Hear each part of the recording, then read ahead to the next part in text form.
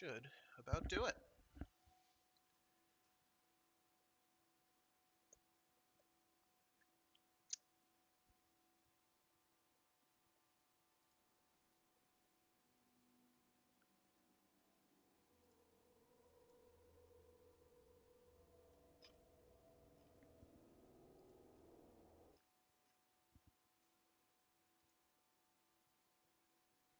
Okay.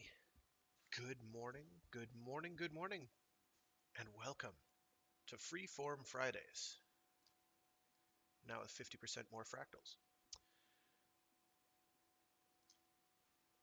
I'm your host, Fragath, and today, ladies and gentlemen, we're going to be reading some Greg Egan, specifically the short story compilation called Axiomatic, which collects a bunch of his short stories that he released for various magazines during the late 80s and early 90s. It was a good, it was a good era. He has a bunch of them here. I'm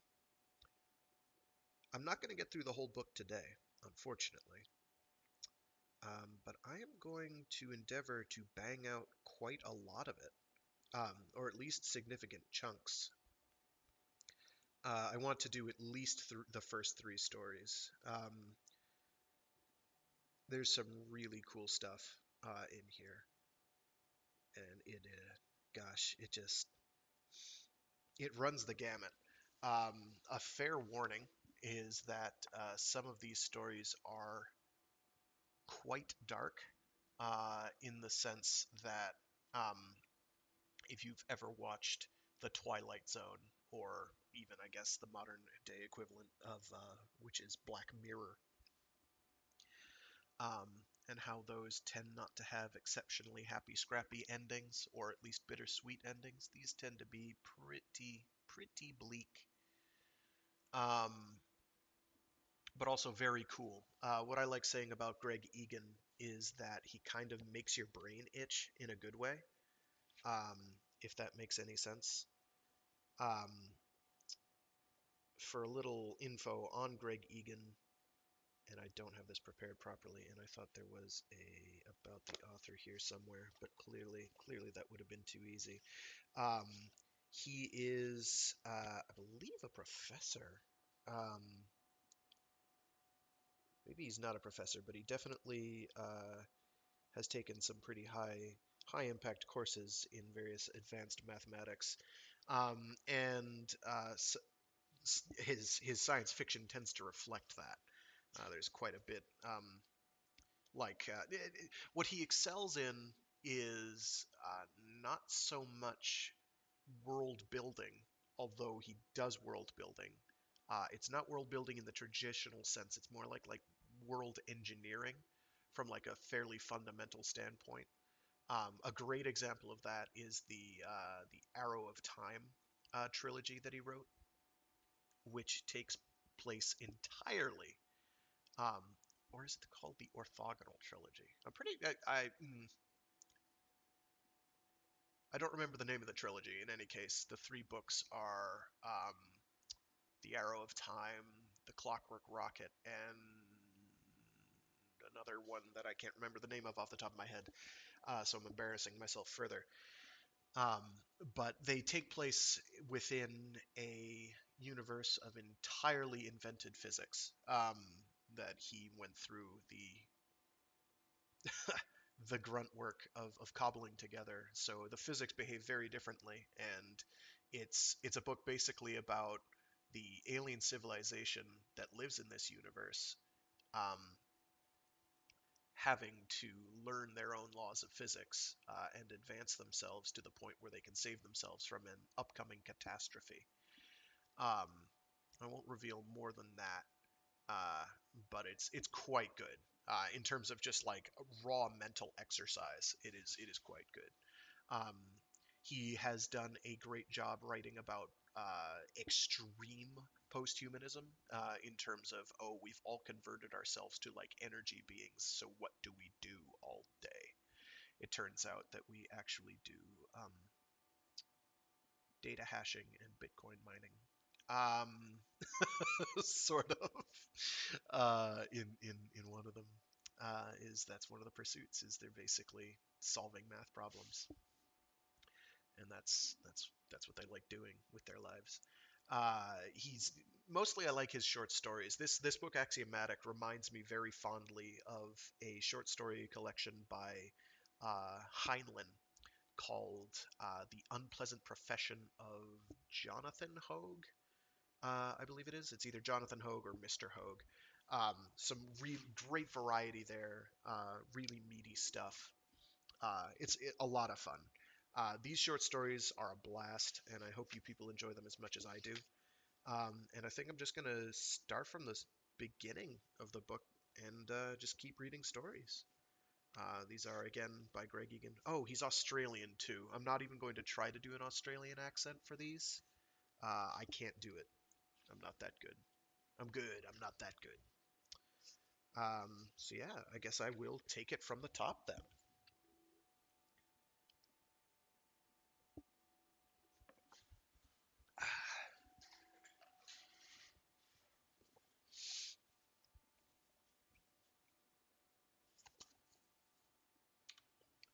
The Infinite Assassin by Greg Egan. One thing never changes. When some mutant junkie on S starts shuffling reality, it's always me they send into the whirlpool to put things right. Why? They tell me I'm stable, reliable, dependable. After each debriefing, the company's psychologists, complete strangers every time, shake their heads in astonishment at their printouts and tell me that I'm exactly the same person as when I went in. The number of parallel worlds is uncountably infinite. Infinite like the real numbers, not merely like the integers, making it difficult to quantify these things without elaborate mathematical definitions, but roughly speaking, it seems that I'm unusually invariant, more alike from world to world than most people are. How alike? In how many worlds? Enough to be useful. Enough to do the job. How the company knew this, how they found me, I've never been told. I was recruited at the age of 19. Bribed, trained, brainwashed, I suppose.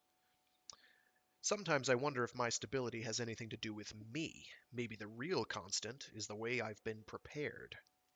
Maybe an infinite number of different people, put through the same process, would all emerge the same. Have all emerged the same. I don't know.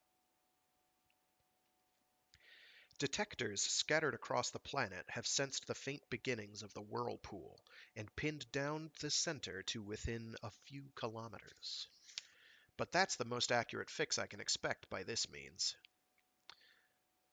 Each version of the company shares its technology freely with the others to ensure a uniformly optimal response, but even in the best of all possible worlds, the detectors are too large and too delicate to carry in closer for a more precise reading. A helicopter deposits me on wasteland at the southern ridge of the Laytown ghetto. I've never been here before, but the boarded up shopfronts and gray tower blocks ahead are utterly familiar. Every large city in the world, in every world I know, has a place like this, created by a policy that's usually referred to as differential enforcement. Using or possessing S is strictly illegal, and the penalty in most countries is, mostly, summary execution. But the powers that be would rather have the users concentrated in designated areas than risk having them scattered amongst the community at large. So, if you're caught with S in a nice clean suburb, they'll blow a hole in your skull on the spot. But here, there's no chance of that. Here, there are no cops at all. I head north. It's just after 4 a.m., but savagely hot, and once I move out of the buffer zone, the streets are crowded. People are coming and going from nightclubs, liquor stores, pawn shops, gambling houses, brothels. Power for street lighting has been cut off from this part of the city, but someone civic-minded has replaced the normal bulbs with self-contained tritium phosphor globes, spilling a cool, pale light like radioactive milk. There's a popular misconception that most S users do nothing but dream 24 hours a day, but that's ludicrous. Not only do they need to eat, drink, and earn money like everyone else, but few would waste the drug on the time when their alter egos are themselves asleep. Intelligence says there's some kind of whirlpool cult in Laytown who may try to interfere with my work. I've been warned of such groups before, but it's never come to anything. The slightest shift in reality is usually all it takes to make such an aberration vanish. The company, the ghettos, are the stable responses to S. Everything else seems to be highly conditional. Still, I shouldn't be complacent. Even if these cults can have no significant impact on the mission as a whole, no doubt they have killed some versions of me in the past, and I don't want it to be my turn this time. I know that an infinite number of versions of me would survive, some whose only difference from me would be that they had survived. So perhaps I ought to be entirely untroubled by the thought of death. But I'm not.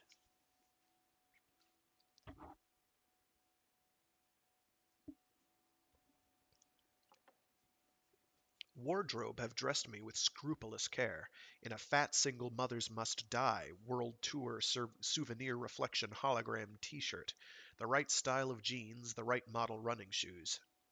Paradoxically, S users tend to be slavish adherents to local fashion, as opposed to that of their dreams. Perhaps it's a matter of wanting to partition their sleeping and waking lives. For now, I'm in the perfect camouflage, but I don't expect that to last. As the whirlpool picks up speed, sweeping different parts of the ghetto into different histories, changes in style will be one of the most sensitive markers. If my clothes don't look out of place before too long, I'll know I'm headed in the wrong direction. A tall, bald man with a shrunken human thumb dangling from one earlobe collides with me as he runs out of a bar. As we separate, he turns on me, screaming taunts and obscenities. I respond cautiously. He may have friends in the crowd, and I don't have time to waste getting into that kind of trouble. I don't escalate things by replying, but I take care to appear confident, without seeming arrogant or disdainful. This balancing act pays off. Insulting me with impunity for 30 seconds apparently satisfies his pride, and he walks away smirking. As I move on, though, I can't help wondering how many versions of me didn't get out of it so easily. I pick up speed to compensate for the delay. Someone catches up with me, starts walking beside me. Hey, I like the way you handled that. Subtle, manipulative, pragmatic. Full marks. A woman in her late 20s with short, metallic blue hair. Fuck off. I'm not interested. In what? In anything. She shakes her head. Not true. You're new around here, and you're looking for something. Or someone. Maybe I can help. I said fuck off. She shrugs and falls behind, but calls after me. Every hunter needs a guide. Think about it. A few blocks later, I turn into an unlit side street. Deserted, silent, stinking of half-burned garbage, cheap insecticide, and piss. And I swear I can feel it. In the dark, ruined buildings all around me, people are dreaming on S. S is not like any other drug. S dreams are neither surreal nor euphoric, nor are they like simulator trips, empty fantasies, absurd fairy tales of limitless prosperity and indescribable bliss. They're dreams of lives that, literally, might have been lived by the dreamers, every bit as solid and plausible as their waking lives. With one exception. If the dream life turns sour, the dreamer can abandon it at will and choose another, without any need to dream of taking S, although that's been known to happen. He or she can piece together a second life in which no mistakes are irrevocable, no decisions absolute. A life without failures, without dead ends. All possibilities remain forever accessible. S grants dreamers the power to live vicariously in any parallel world in which they have an alter ego. someone with whom they share enough brain physiology to maintain the parasitic resonance of the link. Studies suggest that a perfect genetic match isn't necessary for this, but nor is it sufficient. Early childhood development also seems to affect the neural structures involved. For most users, the drug does no more than this. For 1 in 100,000, though, dreams are only the beginning. During their third or fourth year on S, they start to move physically from world to world as they strive to take the place of their chosen alter egos. The trouble is, there's never anything so simple as an infinity of direct exchanges between all the versions of the mutant user who've gained this power and all the versions they wish to become. Such transitions are energetically unfavorable. In practice, each dreamer must move gradually, continuously, passing through all the intervening points. But those points are occupied by other versions of themselves. It's like motion in a crowd or a fluid. The dreamers must flow. At first, those alter egos who've developed the skill are distributed too sparsely to have any effect at all. Later, it seems there is a kind of paralysis through symmetry. All potential flows are equally possible, including each one's exact opposite. Everything just cancels out. The first few times the symmetry is broken, there's usually nothing but a brief shudder, a momentary slippage, an almost imperceptible world quake. The detectors record these events, but are still too insensitive to localize them. Eventually, some kind of critical threshold is crossed. Complex, sustained flows develop. Vast, tangled currents with the kind of pathological topologies that only an infinite dimensional space can contain. Such flows are viscous. Nearby points are dragged along. That's what creates the whirlpool. The closer you are to the mutant dreamer, the faster you're carried from world to world. As more and more versions of the dreamer contribute to the flow, it picks up speed, and the faster it becomes, the further away its influence is felt.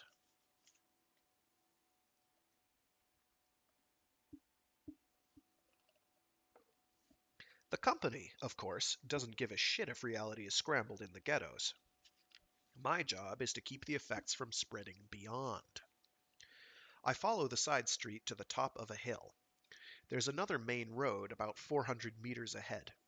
I find a sheltered spot amongst the rubble of a half-demolished building, unfold a pair of binoculars, and spend 5 minutes watching the pedestrians below. Every 10 or 15 seconds, I notice a tiny mutation. An item of clothing changing, a person suddenly shifting position, or vanishing completely, or materializing from nowhere. The binoculars are smart.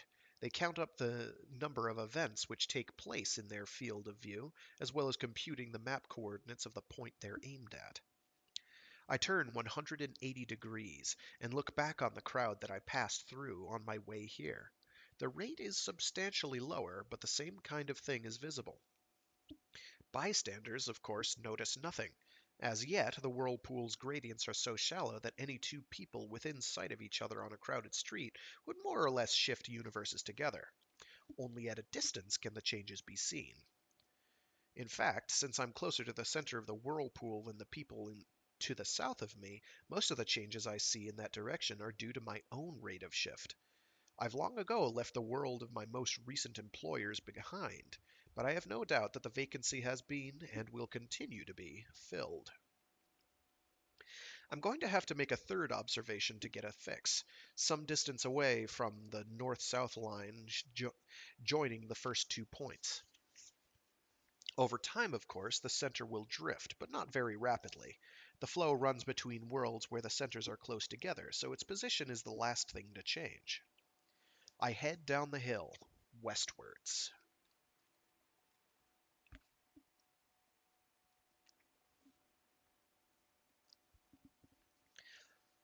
Amongst crowds and lights again, waiting for a gap in the traffic, someone taps my elbow. I turn to see the same blue-haired woman who accosted me before. I give her a stare of mild annoyance, but I keep my mouth shut. I don't know whether or not this version of her is met a version of me, and I don't want to contradict her expectations. By now, at least some of the locals must have noticed what's going on. Just listening to an outside radio station stuttering randomly from song to song should be enough to give it away, but it's not in my interest to spread the news. She says, I can help you find her. Help me find who? I know exactly where she is. There's no need to waste time on measurements and calc. Shut up. Come with me. She follows me, uncomplaining, into a nearby alley. Maybe I'm being set up for an ambush. By the Whirlpool cult? But the alley is deserted.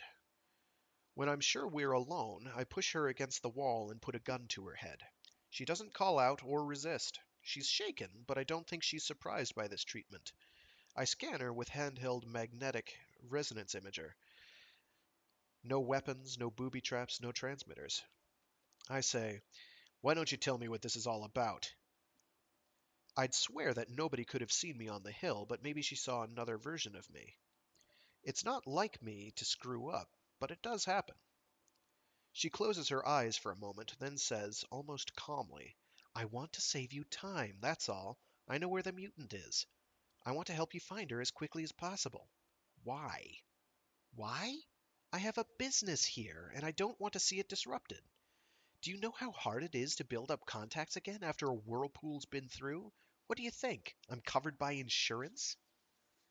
I don't believe a word of this, but I see no reason not to play along. It's probably the simplest way to deal with her, short of blowing her brains out. I put away the gun and take a map from my pocket. Show me. She points out a building about 2 kilometers northeast of where we are. 5th floor, apartment 522. How do you know? A friend of mine lives in the building. He noticed the effects just before midnight, and he got in touch with me. She laughs nervously. Actually, I don't know the guy all that well, but I think the person who phoned me had something going on with another me. Why didn't you just leave when you heard the news? Clear out to a safe distance? She shakes her head vehemently. Leaving is the worst thing to do. I'd end up even more out of touch. The outside world doesn't matter.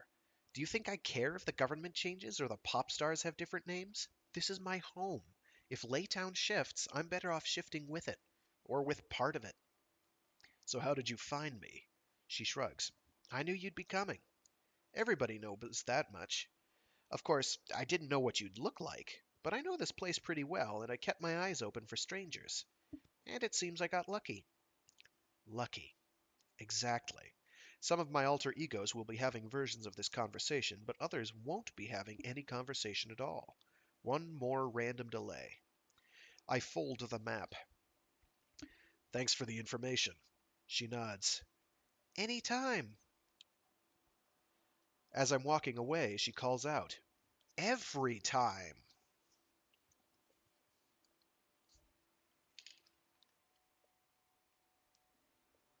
I quicken my step for a while. Other versions of me should be doing the same, compensating for however much time they've wasted. I can't expect to maintain perfect sync, but dispersion is insidious. If I didn't at least try to minimize it, I'd end up traveling to the center by every conceivable route, and arriving over a period of days. And although I can usually make up lost time, I can never entirely cancel out the effects of variable delays. Spending different amounts of time at different distances from the center means that all the versions of me aren't shifted uniformly. There are theoretical models which show that under certain conditions this could result in gaps. I could be squeezed into certain portions of the flow and removed from others, a bit like halving all the numbers between 0 and 1, leaving a hole from 0.5 to 1, squashing one infinity into another which is cardinally identical but half the geometric size. No versions of me would have been destroyed, and I wouldn't even exist twice in the same world, but nevertheless, a gap would have been created.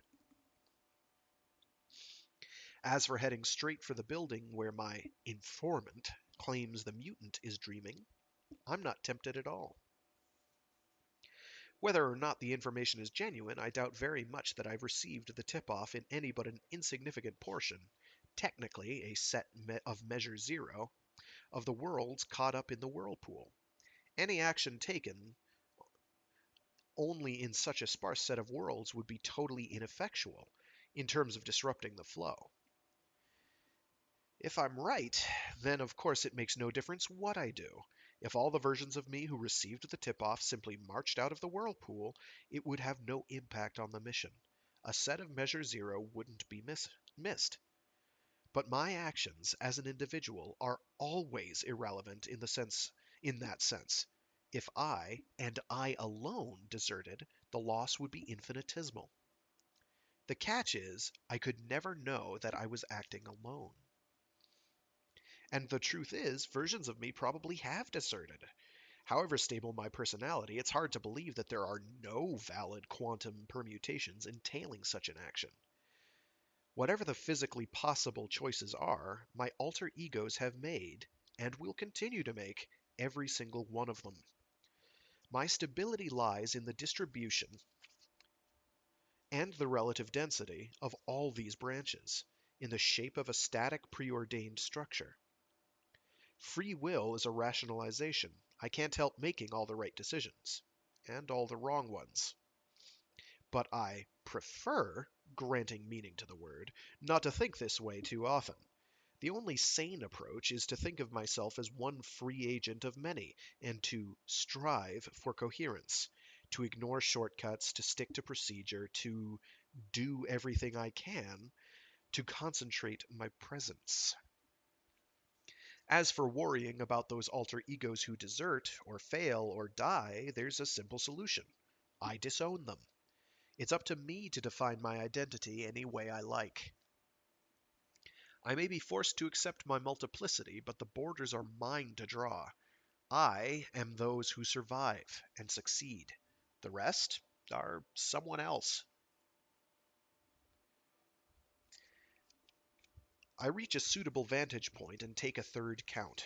The view is starting to look like a half-hour video recording edited down to 5 minutes, except that the whole scene doesn't change at once.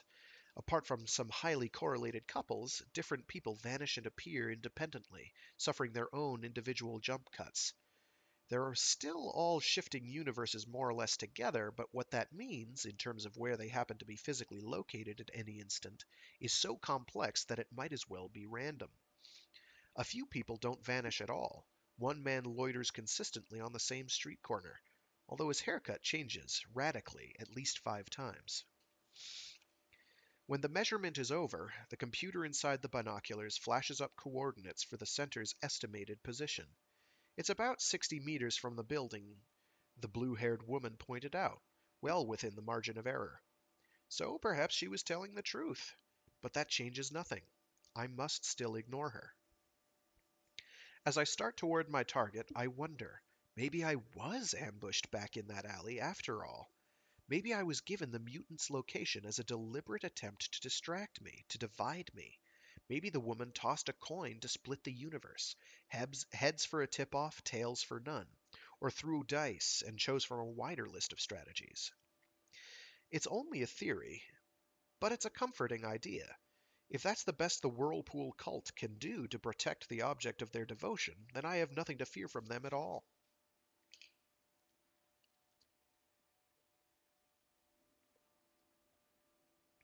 I avoid the major roads, but even on the side streets it's soon clear that the word is out.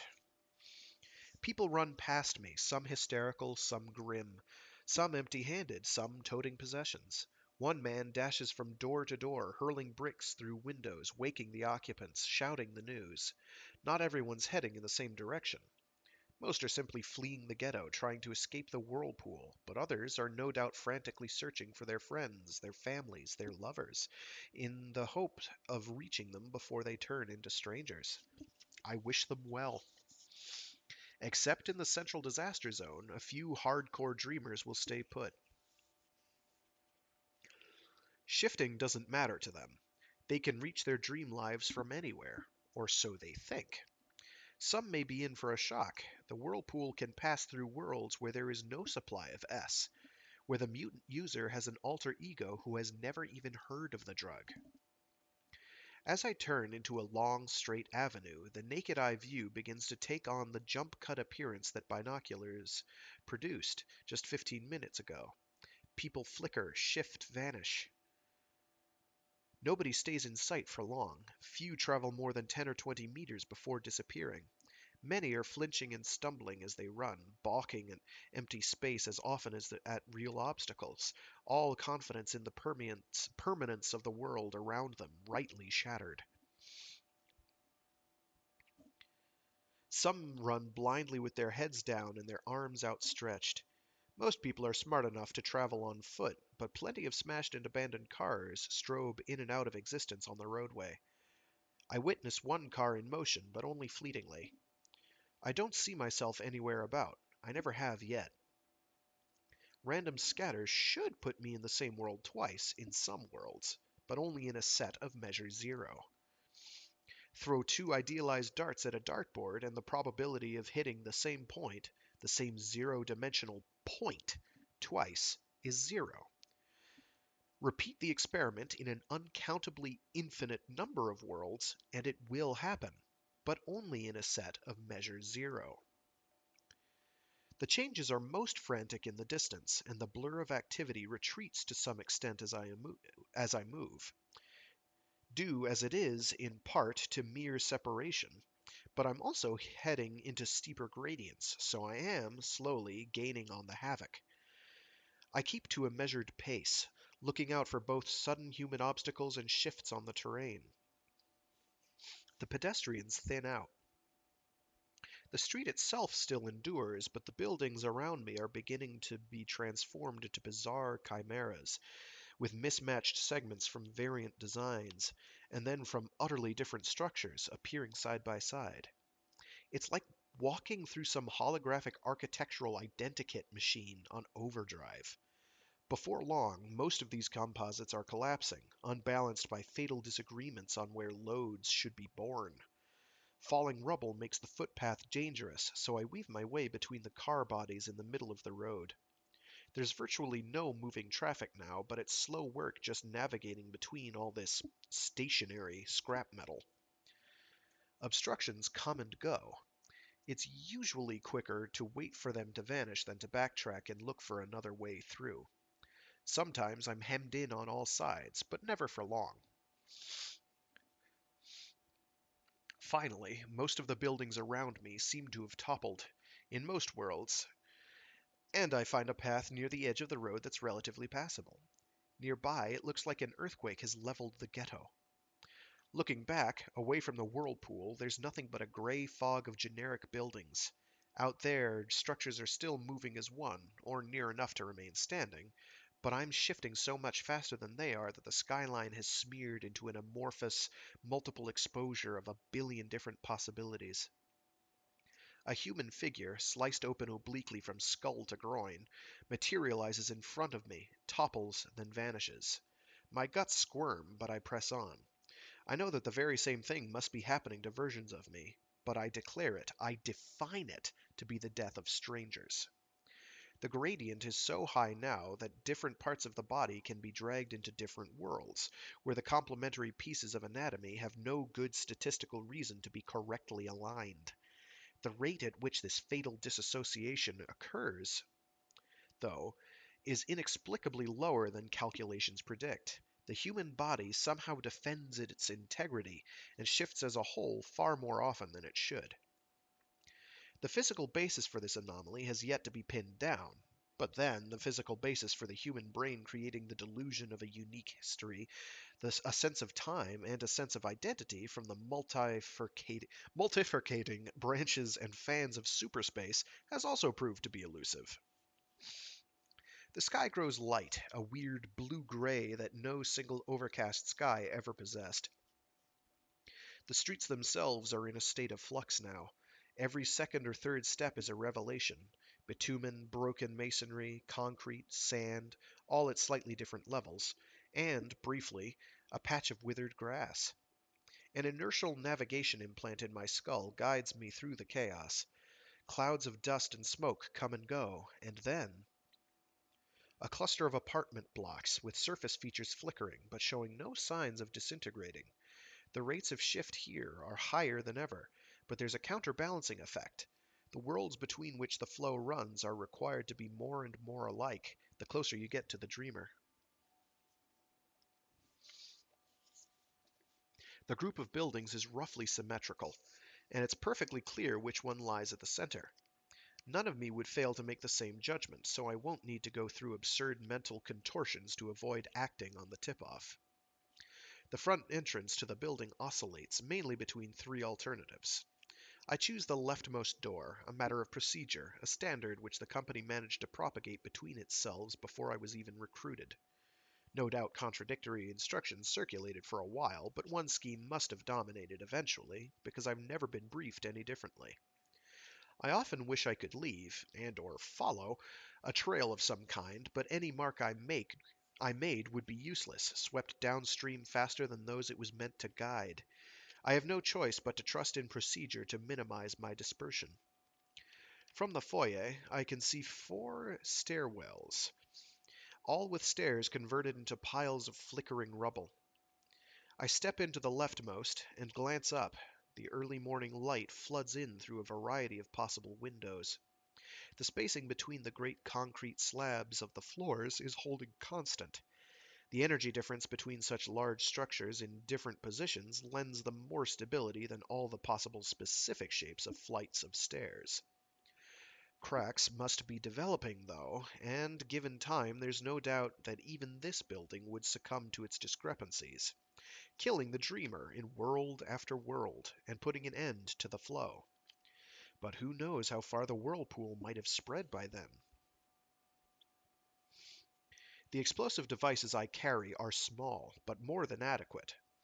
I set one down the stairwell, speak the arming sequence, and run. I glance back across the foyer as I retreat, but at a distance. The details amongst the rubble are nothing but a blur. The bomb I've planted has been swept into another world, but it's a matter of faith and experience that there's an infinite line of others to take its place. I collide with a wall where there used to be a door, step back, try again, pass through. Sprinting across the road, an abandoned car materializes in front of me. I skirt around it, drop behind it, and cover my head. 18, 19, 20, 21, 22? Not a sound. I look up. The car has vanished. The building still stands, and still flickers. I climb to my feet, dazed. Some bombs must have, failed, but enough should have exploded to disrupt the flow. So what's happened? Perhaps the dreamer has survived in some small but contiguous part of the flow, and it's closed off into a loop, which it's my bad luck to be a part of. Survived how? The worlds in which the bomb exploded should have been spread randomly, uniformly, everywhere dense enough to do the job. But perhaps some freak clustering effect has given rise to a gap. Or maybe I've ended up squeezed out of part of the flow. The theoretical conditions for that have always struck me as far too bizarre to be fulfilled in real life. But what if it has happened? A gap in my presence, downstream from me, would have left a set of worlds with no bomb planted at all, which then flowed along and caught up with me once I moved away from the building and my shift rate dropped. I return to the stairwell. There's no unexploded bomb, no sign that any version of me has been here. I plant the backup device and run. This time I find no shelter on the street, and I simply hit the ground. Again, nothing. I struggle to calm myself, to visualize the possibilities. If the gaps without bombs hadn't fully passed the gap without me, when the first bombs went off, then I'd still have been missing from a part of the surviving flow, allowing exactly the same thing to happen all over again. I stare at the intact building, disbelieving. I am the ones who succeed. That's all that defines me. But who exactly failed? If I was absent from part of the flow, there were no versions of me in those worlds to fail. Who takes the blame? Who do I disown? Those who successfully planted the bomb, but should have done it in other worlds? Am I amongst them? I have no way of knowing. So, what now? How big is the gap? How close am I to it? How many times can it defeat me? I have to keep killing the dreamer until I succeed. I return to the stairwell. The floors are about 3 meters apart. To ascend, I use a small grappling hook on a short rope. The hook fires an explosive-driven spike into the concrete floor. Once the rope is uncoiled, its chances of ending up in separate pieces in different worlds is magnified. It's essential to move quickly. I search the first story systematically, following procedure to the letter, as if I'd never heard of room 522. A blur of alternative dividing walls, ghostly Spartan furniture, transient heaps of sad possessions. When I've finished, I pause until the clock in my skull reaches the next multiple of 10 minutes. It's an imperfect strategy. Some stragglers will fall more than 10 minutes behind, but that would be true however long I waited. The second story is deserted too, but a little more stable. There's no doubt that I'm drawing closer to the heart of the whirlpool. The third story's architecture is almost solid. The fourth, if not for the abandoned ephemera flickering in the corners of rooms, could pass for normal. The fifth. I kick the doors open, one by one, moving steadily down the corridor. 502, 504, 506. I thought I might be tempted to break ranks when I came this close, but instead I find it easier than ever to go through the motions, knowing that I'll have no opportunity to regroup. 516, 518, 520. At the far end of room 522, there's a young woman stretched out on a bed. Her hair is a diaphanous halo of possibilities, her clothing a translucent haze, but her body looks solid and permanent, the almost fixed point about which all the night's chaos has spun. I step into the room, take aim at her skull, and fire. The bullets shift The bullet shifts worlds before it can reach her, but it will kill another version, downstream. I fire again and again, waiting for a bullet from a brother assassin to strike home before my eyes, or for the flow to stop, for the living dreamers to become too few, too sparse to maintain it. Neither happens. You took your time. I swing around. The blue-haired woman stands outside the doorway. I reload the gun. She makes no move to stop me. My hands are shaking. I turn back to the dreamer and kill her another 24 times. The version before me remains untouched, the flow undiminished. I reload again and wave the gun at the blue-haired woman. What the fuck have you done to me? Am I alone? Have you slaughtered all the others? But that's absurd, and if it were true, how could she see me? I'd be a momentary, imperceptible flicker to each separate version of her, nothing more. She wouldn't even know I was here. She shakes her head and says mildly, "We've slaughtered no one. We've mapped you into canter dust, that's all. Every one of you is still alive, but none of you can stop the whirlpool." Canter dust. A fractal set, uncountably infinite, but with measure zero. There's not one gap in my presence. There's an infinite number, an endless series of ever smaller holes everywhere. But how? You set me up, you kept me talking, but how could you coordinate the bleh, coordinate the delays and calculate the effects? It would take infinite computational power? An infinite number of people? She smiles faintly. I am an infinite number of people, all sleepwalking on S, all dreaming each other. We can act together in sync as one, or we can act independently, or something in between, as now.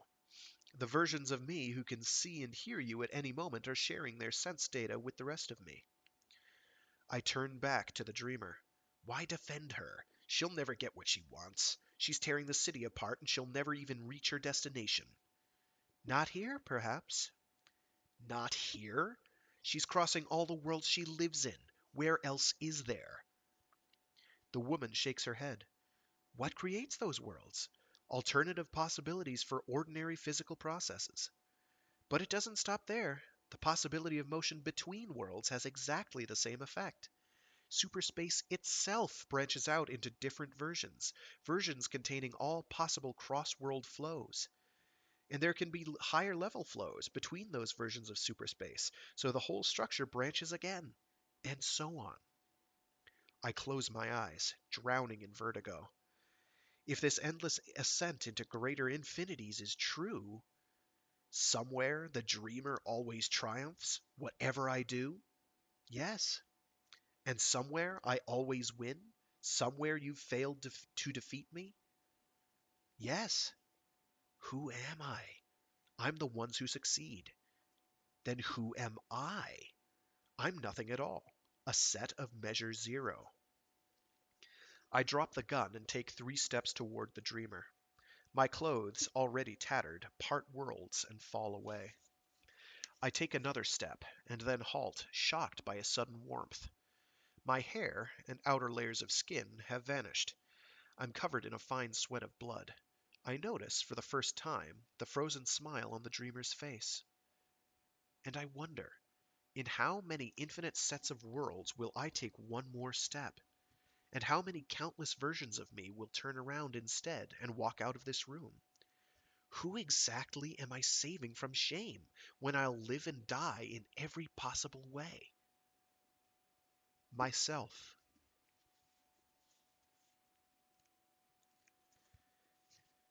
And that was The Infinite Assassin by Greg Egan. Whoo doggy. That is some good stuff.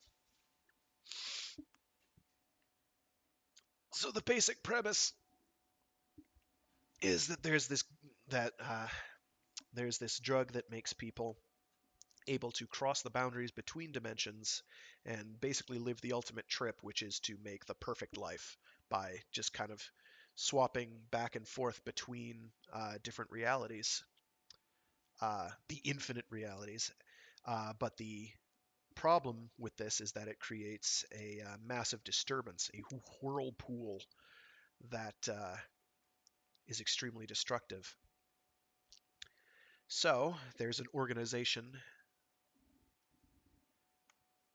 tasked with dealing with that by sending out an assassin who is very specially trained to kill this person who's causing the whirlpool. But our plucky main character winds up being trapped. Well, our main character, who is one of an infinite number of the main character, from his perspective, is trapped. It's kind of nihilistic in its way, in that, you know, what really matters? Nothing matters. Everything matters. You can't behave any differently. You gotta be who you are. I don't know. There's a lot of stuff you could take from that one. Ah,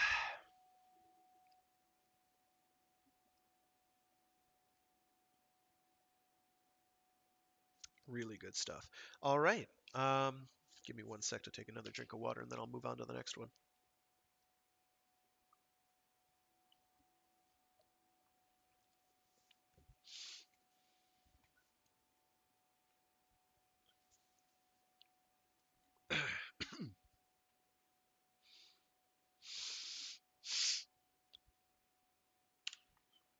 The 100 Light Year Diary by Greg Egan. Martin Place was packed with the usual frantic lunchtime crowds. I scanned the faces nervously. The moment had almost arrived, and I still hadn't even caught sight of Allison. 1:27 and 14 seconds. Would I be mistaken about something so important? With the knowledge of the mistake still fresh in my mind? But that knowledge could make no difference. Of course it would affect my state of mind. Of course it would influence my actions.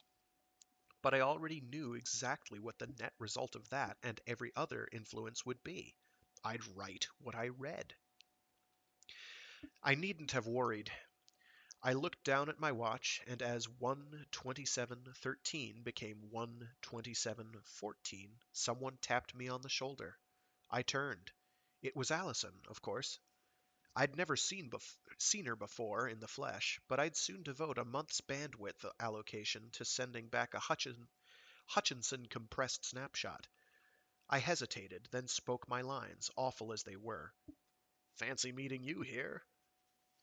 She smiled, and suddenly I was overwhelmed, giddy with happiness, exactly as I'd read in my diary 1,000 times since I'd first come across the day's entry at the age of 9, exactly as I would, necessarily, describe it at the terminal that night. But, foreknowledge aside, how could I have felt anything but euphoria? I'd finally met the woman I'd spend my life with. We had 58 years together ahead of us, and we'd love each other to the end. So, where are we going for lunch? I frowned slightly, wondering if she was joking, and wondering if I'd left myself in any doubt. I said hesitantly, Fulvio's, didn't you? But of course she had no idea of the petty details of the meal. On 14th December, 2074, I'd write admiringly, A concentrates on the things that matter. She never lets herself be distracted by trivia. I said, well, the food won't be ready on time. They'll have screwed up their schedule, but she put a finger to her lips, then leaned forward and kissed me. For a moment, I was too shocked to do anything but stand there like a statue, but after a second or two, I started kissing back. When we parted, I said stupidly, I didn't know. I thought we just. I. James, you're blushing. She was right. I laughed, embarrassed. It was absurd. In a week's time we'd make love, and I already knew every detail. Yet that single unexpected kiss left me flustered and confused. She said, come on, maybe the food won't be ready, but we have a lot to talk about while we're waiting. I just hope you haven't read it all in advance, or you're going to have a very boring time. She took my hand and started leading the way. I followed, still shaken. Halfway to the restaurant, I finally managed to say, back then, did you know that would happen? She laughed. No, but I don't tell myself everything. I like to be surprised now and then. Don't you? Her casual attitude stung me. Never lets herself be distracted by trivia. I struggled for words. This whole conversation was unknown to me, and I never was much good at improvising anything but small talk. I said, today is important to me. I always thought I'd write the most careful, the most complete account of it possible. I mean, I'm going to record the time we met to the second. I can't imagine sitting down tonight and not even mentioning the first time we kissed. She squeezed my hand, then moved close to me and whispered, mock conspiratorially, but you will. You know you will. And so will I. You know exactly what you're going to write, and exactly what you're going to leave out. And the fact is, that kiss is going to remain our little secret.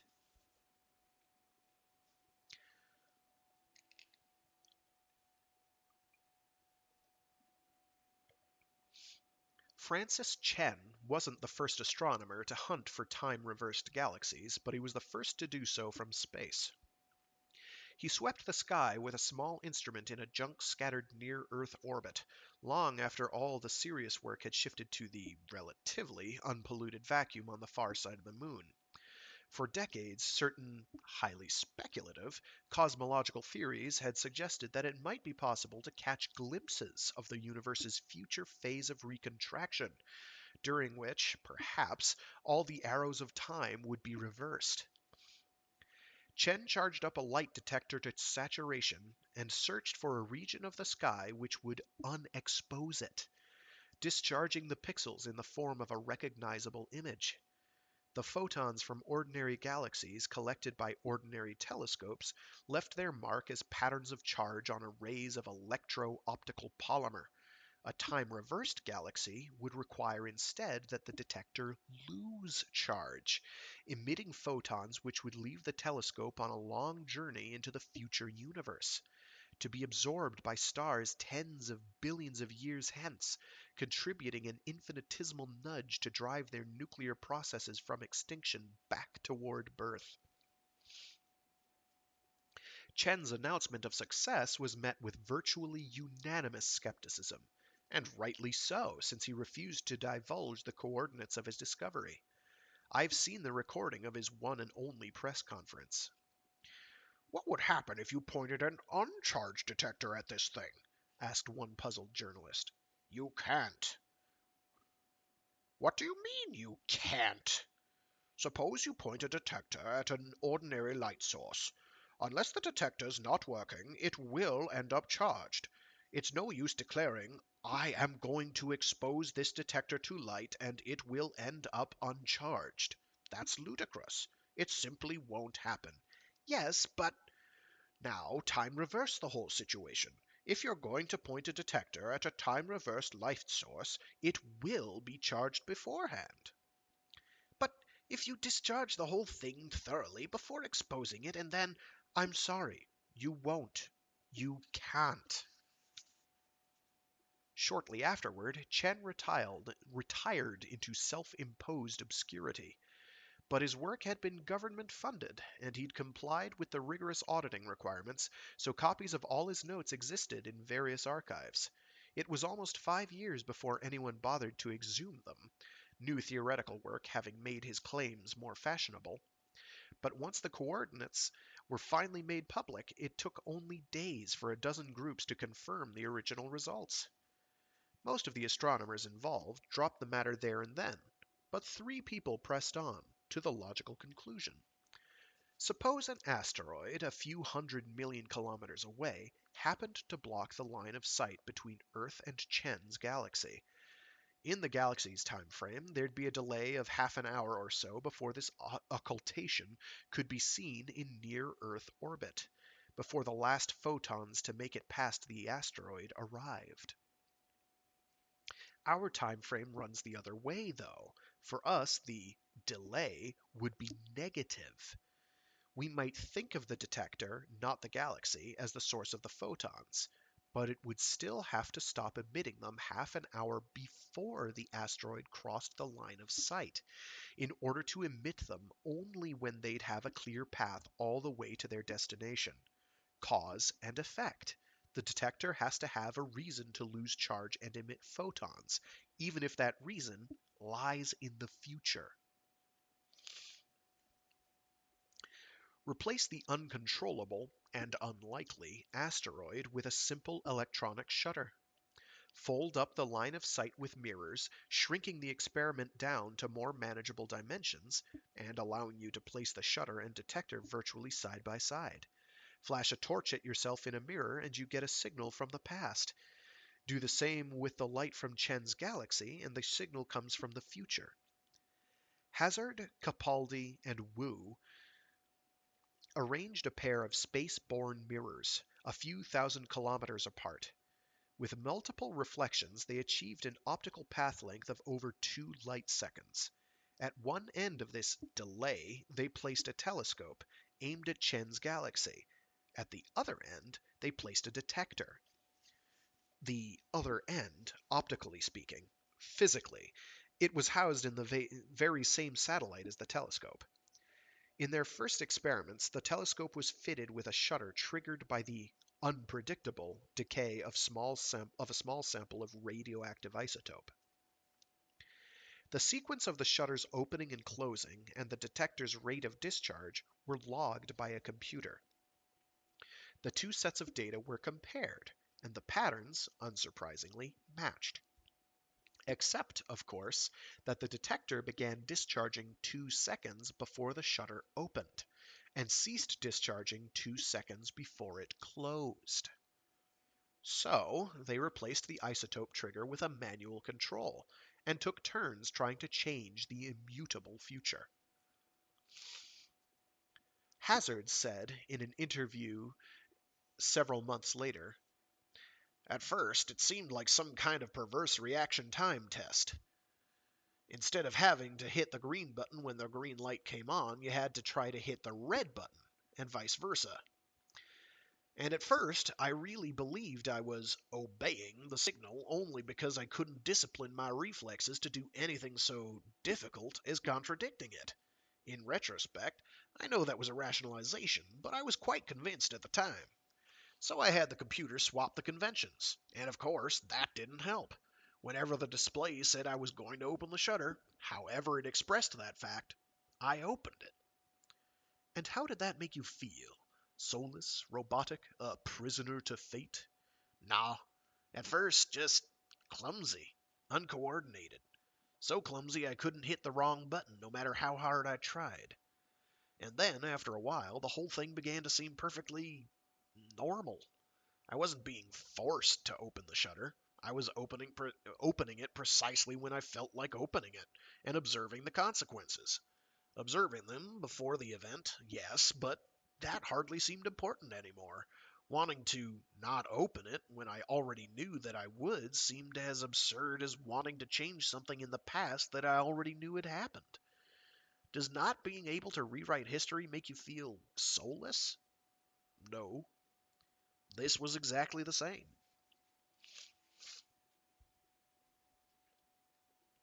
Extending the device's range was easy. By having the detector itself trigger the shutter in a feedback loop, 2 seconds could become 4 seconds, or 4 hours, or 4 days, or 4 centuries, in theory. The real problem was bandwidth. Simply blocking off the view of Chen's galaxy, or not, coded only a single bit of information, and the shutter couldn't be strobed at too high a rate since the detector took almost half a second to lose enough charge to unequivocally signal a future exposure. Bandwidth is still a problem, although the current generation of hazard machines have path lengths of 100 light years, and detectors made up of millions of pixels, each one sensitive enough to be modulated at megabaud rates. Governments and large corporations use most of this vast capacity for purposes that remain obscure, and still they're desperate for more. As a birthright, though, everyone on the planet is granted 128 bytes a day. With the most efficient data compression schemes, this can code about 100 words of text. Not enough to describe the future in microscopic detail, but enough for a summary of the day's events. 100 words a day, 3 million words in a lifetime. The last entry in my own diary was received in 2032, 18 years before my birth, 100 years before my death. The history of the next millennium is taught in schools.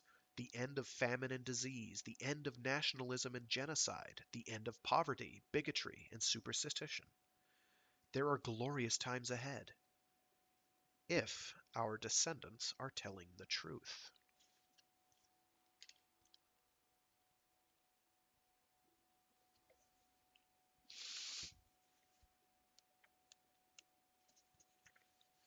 The wedding was, mostly, just as I'd known it would be.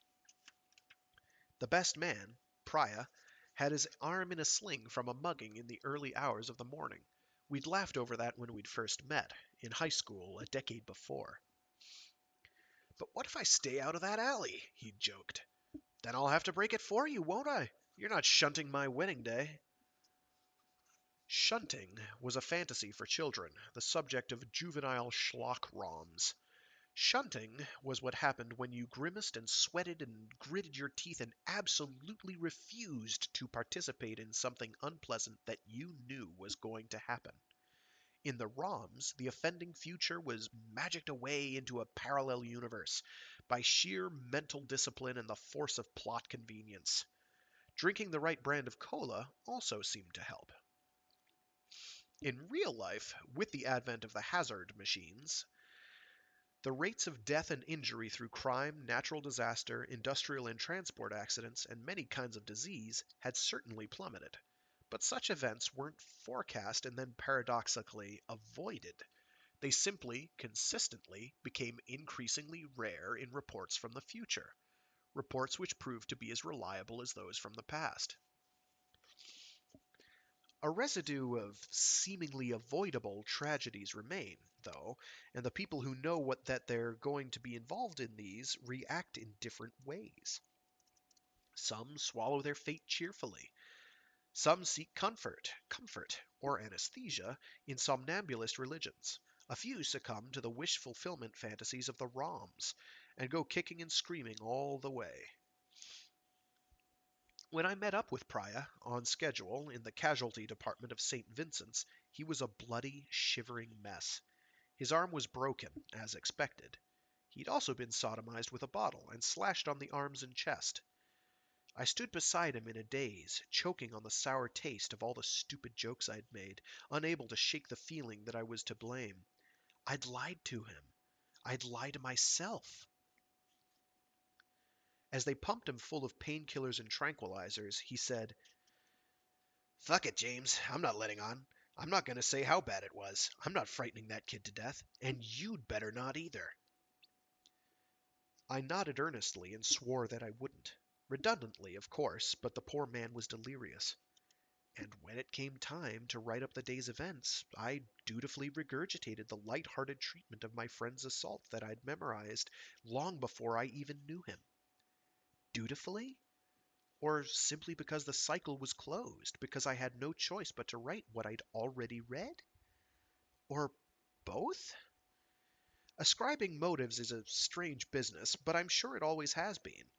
Knowing the future doesn't mean we've been subtracted out of the equations that shape it. Some philosophers still ramble on about the loss of free will. I suppose they can't help themselves. But I've never been able to find a meaningful definition of what they think this magical thing ever was. The future has always been determined. What else could affect human actions other than each individual's unique and complex inheritance and past experience? Who we are decides what we do. And what greater freedom could anyone demand? If choice wasn't grounded absolutely in cause and effect, what would decide its outcome? Meaningless random glitches from quantum noise in the brain? A popular theory, before quantum indeterminism was shown to be nothing but an artifact of the old-time asymmetric worldview. Or some mystical invention called the soul.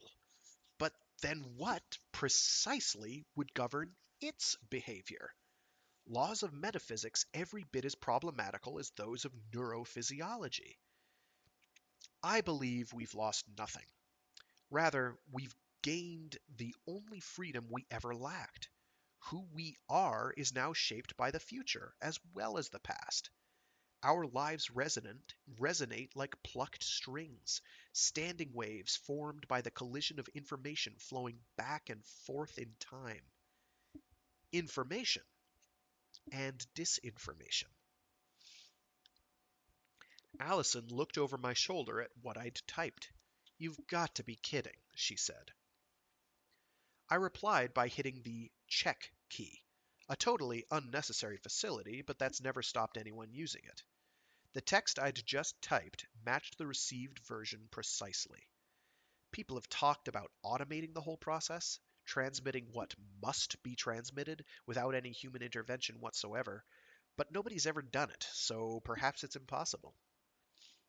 I hit save, burning the day's entry onto the chip that would be transmitted shortly after my death, then said, numbly, idiotically, and inevitably, what if I'd warned him?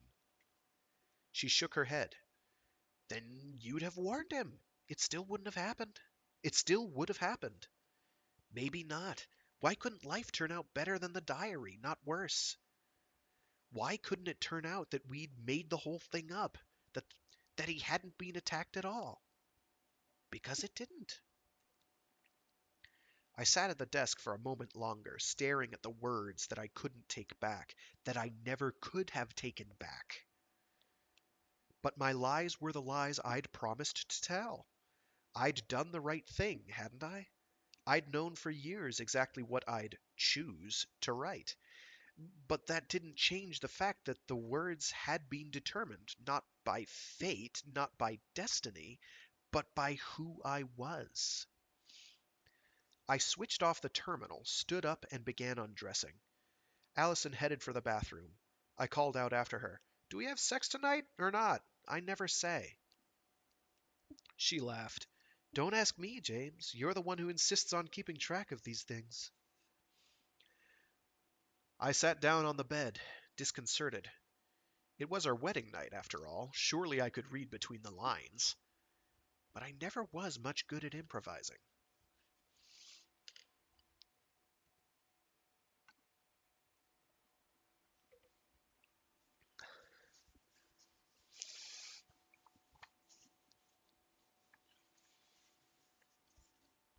The Australian federal election of 2077 was the closest for 50 years, and would remain so for almost another century. A dozen independents, including 3 members of a new ignorance cult called God Averts His Gaze, held the balance of power, but deals to ensure stable government had been stitched together well in advance and would survive the 4-year term. Consistently, I suppose, the campaign was also among the most heated in recent memory, or short-term anticipation. The soon-to-be opposition leader never tired of listing the promises the new prime minister would break. She, in turn, countered with statistics of the mess he'd create as treasurer in the mid-80s. The causes of that impending recession were still being debated by economists. Most claimed it was an essential precursor of the prosperity of the 90s, and that the market, in its infinite time-spanning wisdom, would choose/had chosen the best of all possible futures. Personally, I suspect it simply proved that even foresight was no cure for incompetence. I often wondered how the politicians felt, mouthing the words they'd known they'd utter ever since their parents first showed them the future history ROMs and explained what lay ahead. No ordinary person could afford the bandwidth to send back moving pictures. Only the newsworthy were forced to confront such detailed records of their lives, with no room for ambiguity or euphemism. The cameras, of course, could lie. Digital video fraud was the easiest thing in the world. But mostly they didn't. I wasn't surprised that people made seemingly impassioned election speeches when they knew which they knew would get them nowhere. I'd read enough past history to realize that that had always been the case. But I'd like to have discovered that what went on in their heads as they lip-synced their way through interviews and debates, parliamentary question time, and party conferences, all captured in high-resolution holographic perfection for enterity. With every syllable, every gesture known in advance, did they feel like they'd been reduced to twitching puppets? If so, maybe that too had always been the case. Or was the smooth flow of rationalization as efficient as ever? After all, when I filled in my diary each night, I was just as tightly constrained, but I could, almost always, find a good reason to write what I knew I'd write. Lisa was on the staff of a local candidate who was due to be voted into office. I met her a fortnight before the election at a fundraising dinner. To date, I'd had nothing to do with the candidate, but at the turn of the century, by which time the man's party would be back in office yet again with a substantial majority, I'd head an engineering firm which would gain several large contracts from state governments of the same political flavor.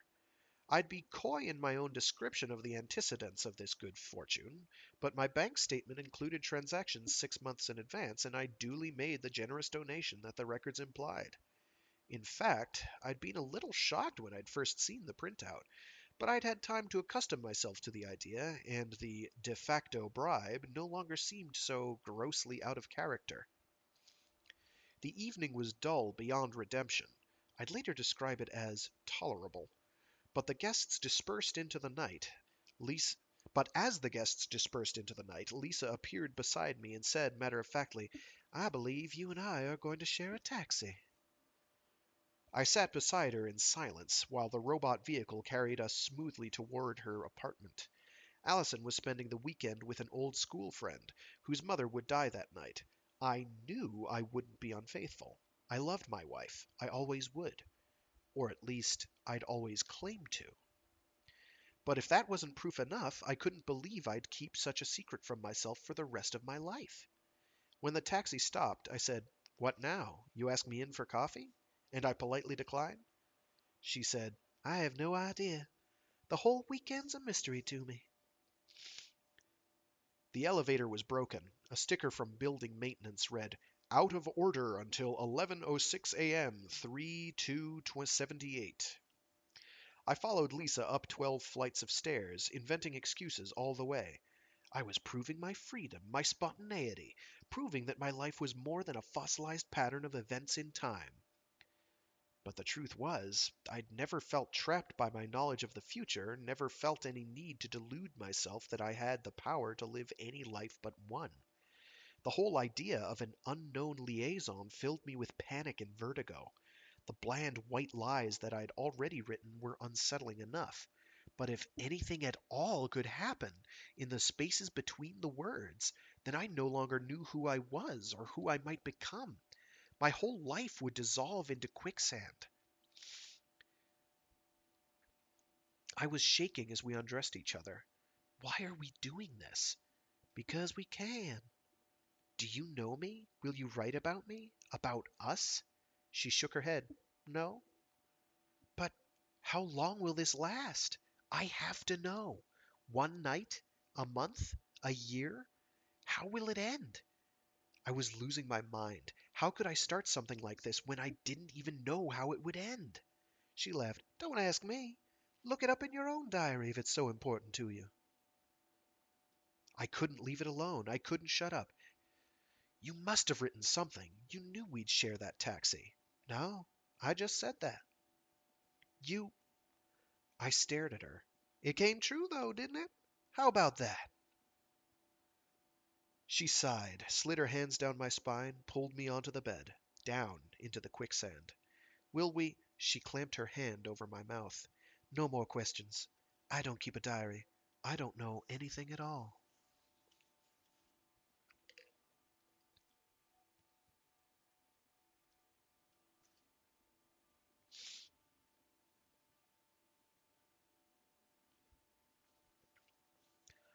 Lying to Allison was easy. I was almost certain that I'd get away with it. Lying to myself was easier still. Filling out my diary became a formality, a meaningless ritual. I scarcely glanced at the words I wrote. When I did pay attention, I could barely keep a straight face. Amidst the merely lazy and deceitful elision and euphemism were passages of deliberate irony which had been invisible to me for years, but which I could finally appreciate for what they were. Some of my paeans to marital bliss seemed dangerously heavy-handed. I could scarcely believe that I'd never picked up the subtext before. But I hadn't. There was no risk of tipping myself off.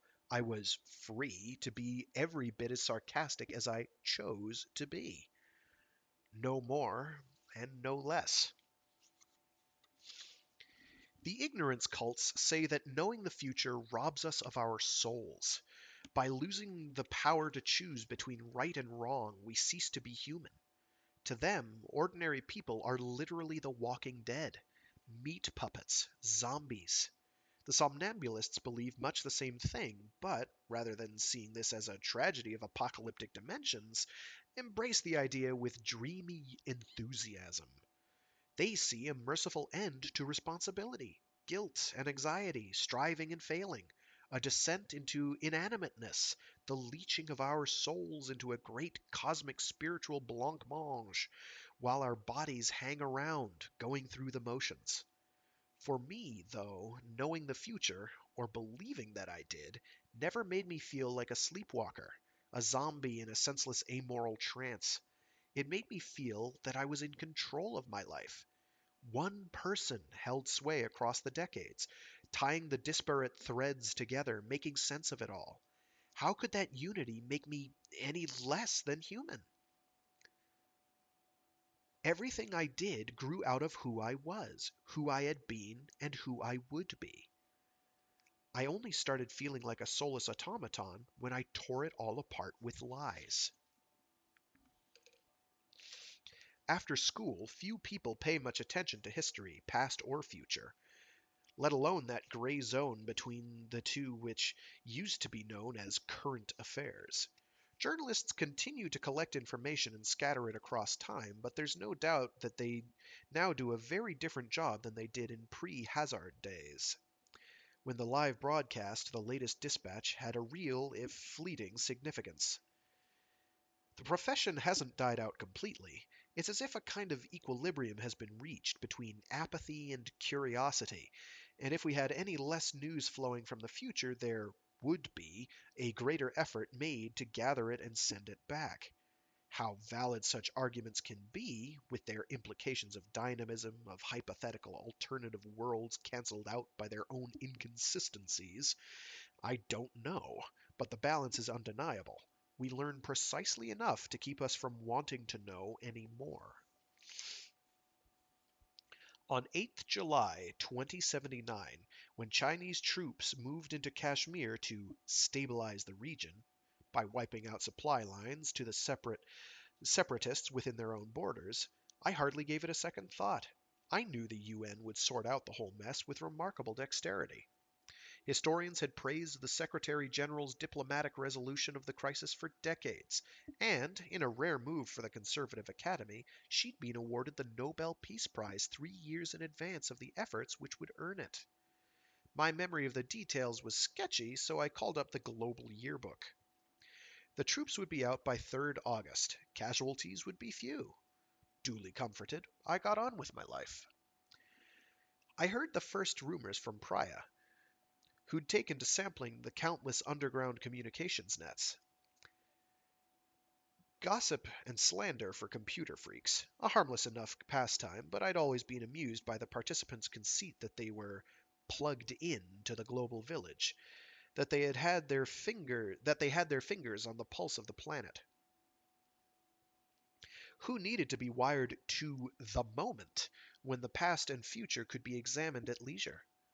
Who needed the latest unsubstantiated static when a sober, considered version of events which had stood the test of time could be had just as soon, or sooner? So, when Priya told me solemnly that a full-scale war had broken out in Kashmir and that people were being slaughtered by the thousands, I said, sure, and Maura got the Nobel Prize for genocide. He shrugged. You ever heard of a man called Henry Kissinger? I had to admit that I hadn't.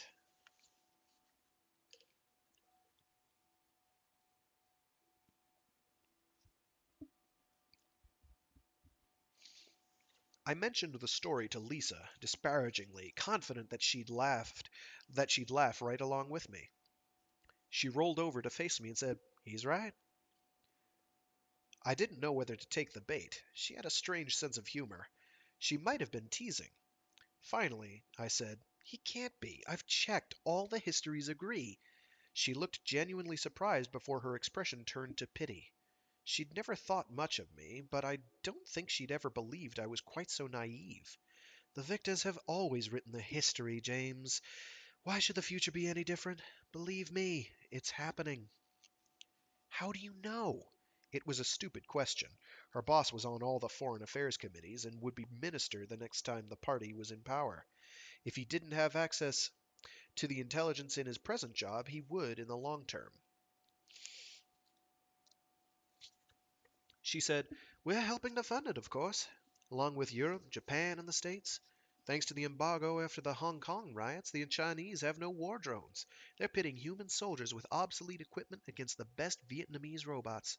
400,000 troops and 100,000 civilians will die, while the Allies sit in Berlin playing their solipsist video games." I stared past her, into the darkness, numb and disbelieving. Why? Why couldn't things have been worked out, diffused in time? She scowled. How? You mean shunted? Known about, then avoided? No, but if everyone knew the truth, if this hadn't been covered up, what? If people had known it would happen, it wouldn't have? Grow up. It is happening. It will go on happening. There's nothing else to say. I climbed out of bed and started dressing, although I had no reason to hurry home. Allison knew all about us. Apparently, she'd known since childhood that her husband would turn out to be a piece of shit. 500,000 people slaughtered. It wasn't fate, it wasn't destiny. There was no will of God, no force of history to absolve us. It grew out of who we were, the lies we'd told and would keep on telling. 500,000 people slaughtered in the spaces between the words. I vomited on the carpet, then stumbled about dizzily, cleaning it up. Lisa watched me sadly. "You're not coming back, are you?" I laughed weakly. "How the fuck should I know?" "You're not? I thought you didn't keep a diary." "I don't." and I finally understood why.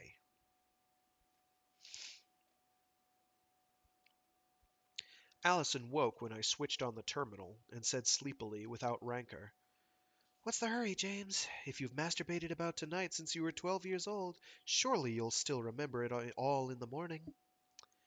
I ignored her. After a while, she got out of bed and came and looked over my shoulder. "Is this true?" I nodded. "And you knew all along? You're going to send this?" I shrugged and hit the check key.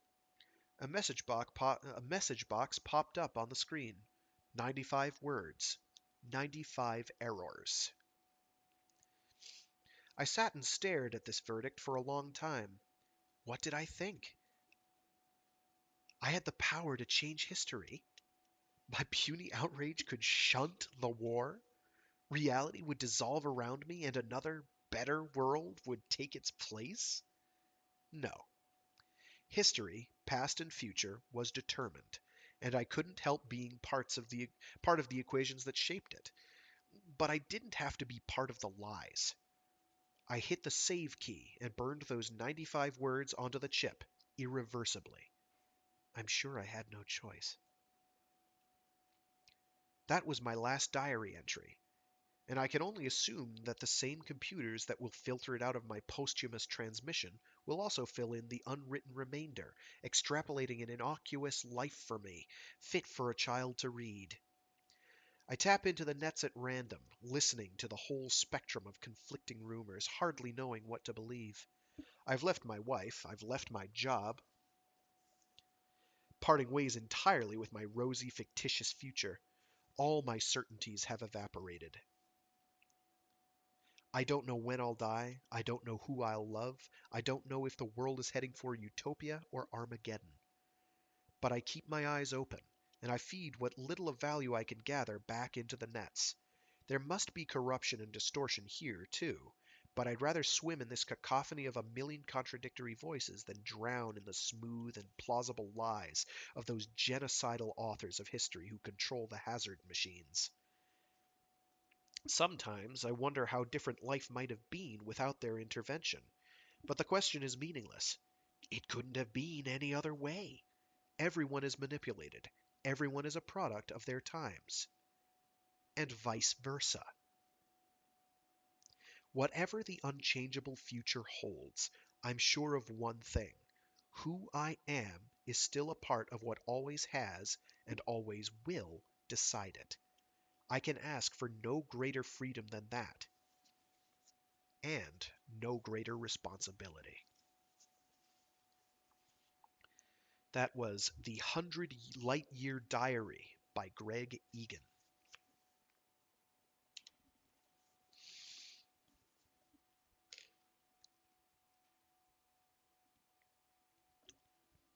Hoo-wee! Ah, another doozy, ladies and gents. Another doozy. So, we discover a way to send messages to ourselves from the future, or receive messages that we will inevitably send from the future. Take that how you will. And it turns out, and this is subtext, this is reading maybe too far into it, though I don't think it's too far at all. Uh, Turns out that the people who really are running the show, or whatever big moneyed cabals and economic interests that really run the show, are basically ensuring that there will be just kind of nice, mild pap fed to the masses, and they can do whatever they want. And that, of course, leads to things like genocide. Good times. We certainly don't change one bit whether we know the future or not. Good stuff.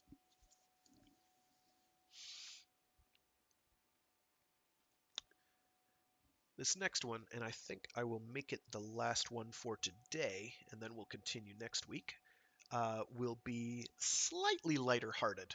Greg Egan is capable of being a pretty funny guy. He's capable of having a nice wit and sense of humor. I know the past two stories didn't really showcase that. There are a couple in here that will. This is one of them. Um, it's a bit different. but there's some similar themes.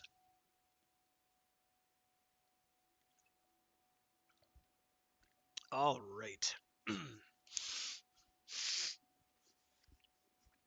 This one is called Eugene by Greg Egan.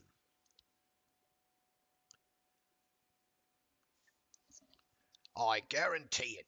I can make your child a genius. Sam Cooke, MB, BS, MD, FRACP, PhD, MBA, shifted his supremely confident gaze from Angela to Bill and then back again, as if daring them to contradict him. Angela finally cleared her throat and said, How? Cook reached into a drawer and pulled out a small section of a human brain sandwiched in perspex. Do you know who this belonged to? I'll give you three guesses. Bill suddenly felt very queasy. He didn't need three guesses, but he kept his mouth shut. Angela shook her head and said impatiently, I have no idea. Only the greatest scientific mind of the 20th century. Bill leaned forward and asked, appalled but fascinated, How did you... How did I get hold of it? Well, the enterprising fellow did the autopsy back in 1955, souvenired the brain prior to cremation. Naturally, he was bombarded with requests from various groups for pieces to study, so over the years it got subdivided and scattered around the world. At some point, the records listing who had what were mislaid, so most of it has effectively vanished, but several samples turned up for auction in Houston a few years ago, along with 3 Elvis Presley thigh bones. I think someone was liquidating their collection. Naturally, we here at Human Potential put in a bid for a prime slice of cortex. $500,000 US. I can't remember what that came to per gram, but worth every cent. Because we know the secret. Glial cells. Glial cells, sorry. They provide a kind of structural matrix in which the neurons are embedded. They also perform several active functions which aren't yet fully understood, but it is known that the more Glial cells, I keep doing that, I'm sorry. there are per neuron, the more connections there are between the neurons. The more connections between neurons, the more complex and powerful the brain. Are you with me so far? Well, this tissue, he held up the sample, has almost 30% more glial cells per neuron than you'll find in the average cretin.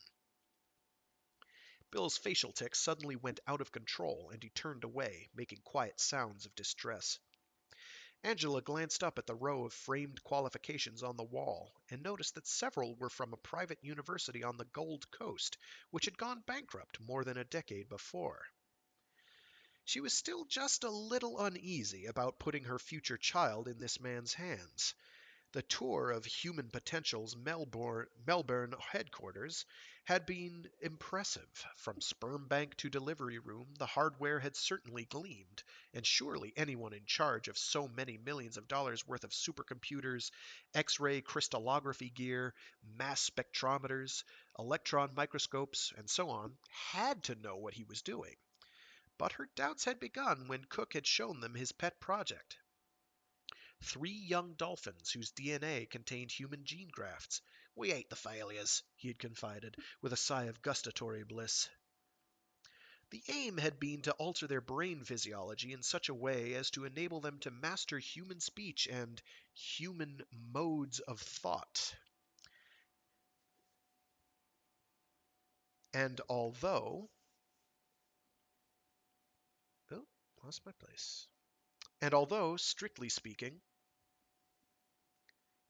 this had been achieved, Cook had been unable to explain to her why the creatures were only able to converse in limericks. Angela regarded the gray sliver skeptically. How can you be sure it's as simple as that?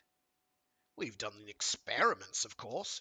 We located the gene that codes for a growth factor that determines the ratio of glial cells to neurons. We can control the extent to which this gene is switched on, and hence how much of the growth factor is synthesized, and hence what the ratio becomes. So far, we've tried reducing it by 5%, and on average that causes a drop in IQ of 20 points. So, by simple linear extrapolation, if we up the ratio by 200%, Angela frowned. You intentionally produced children with reduced intelligence? relax. The parents wanted Olympic athletes. Those kids won't miss 20 points. In fact, it'll probably help them cope with the training. Besides, we like to be balanced. We give with one hand and take with the other. It's only fair. And our bioethics expert system said it was perfectly okay. What are you going to take from Eugene? Cook looked hurt. He did it well. His big brown eyes, as much as his professional success, had put his face on the glossy sleeves of a dozen magazines. Angela, your case is special. For you and Bill and Eugene, I'm going to break all the rules.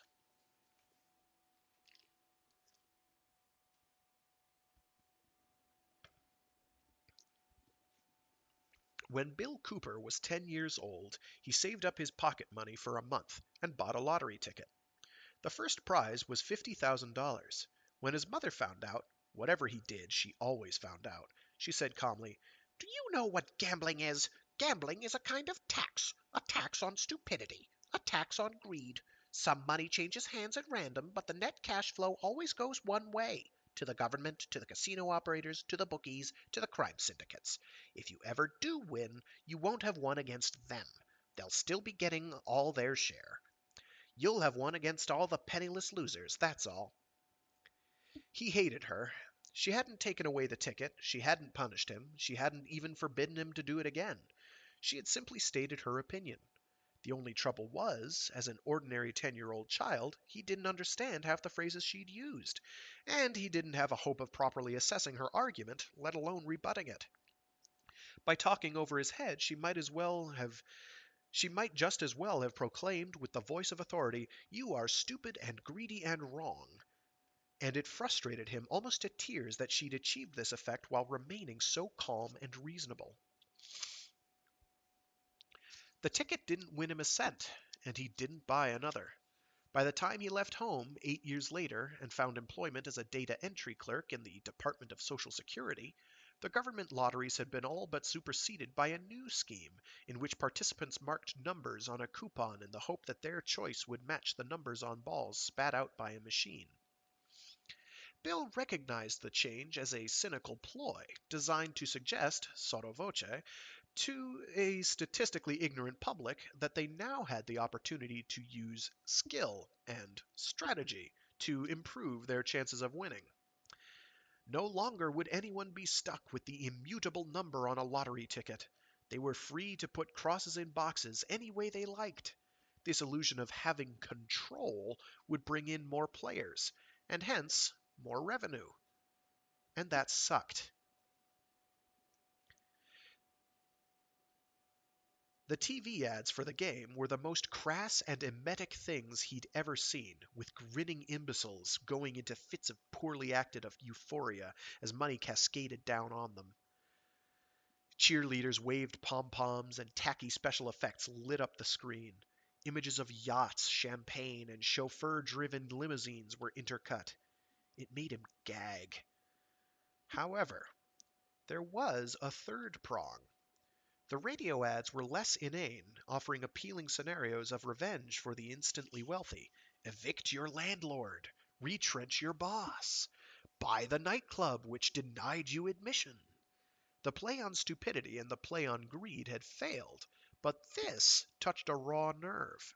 Bill knew he was being manipulated, but he couldn't deny that the prospect of spending the next 42 years typing crap into a VDU, or doing whatever the changing technology demanded of shit kickers, assuming he wasn't made completely obsolete, and paying most of his wages in rent without even an infinitesimal chance of escape was too much to bear. So, in spite of everything, he caved in. Each week he filled in a coupon and paid the tax. Not a tax on greed, he decided. A tax on hope. Angela operated a supermarket checkout, telling customers where to put their EFTPOS cards and adjusting the orientation of cans and cartons if the scanner failed to locate their barcode.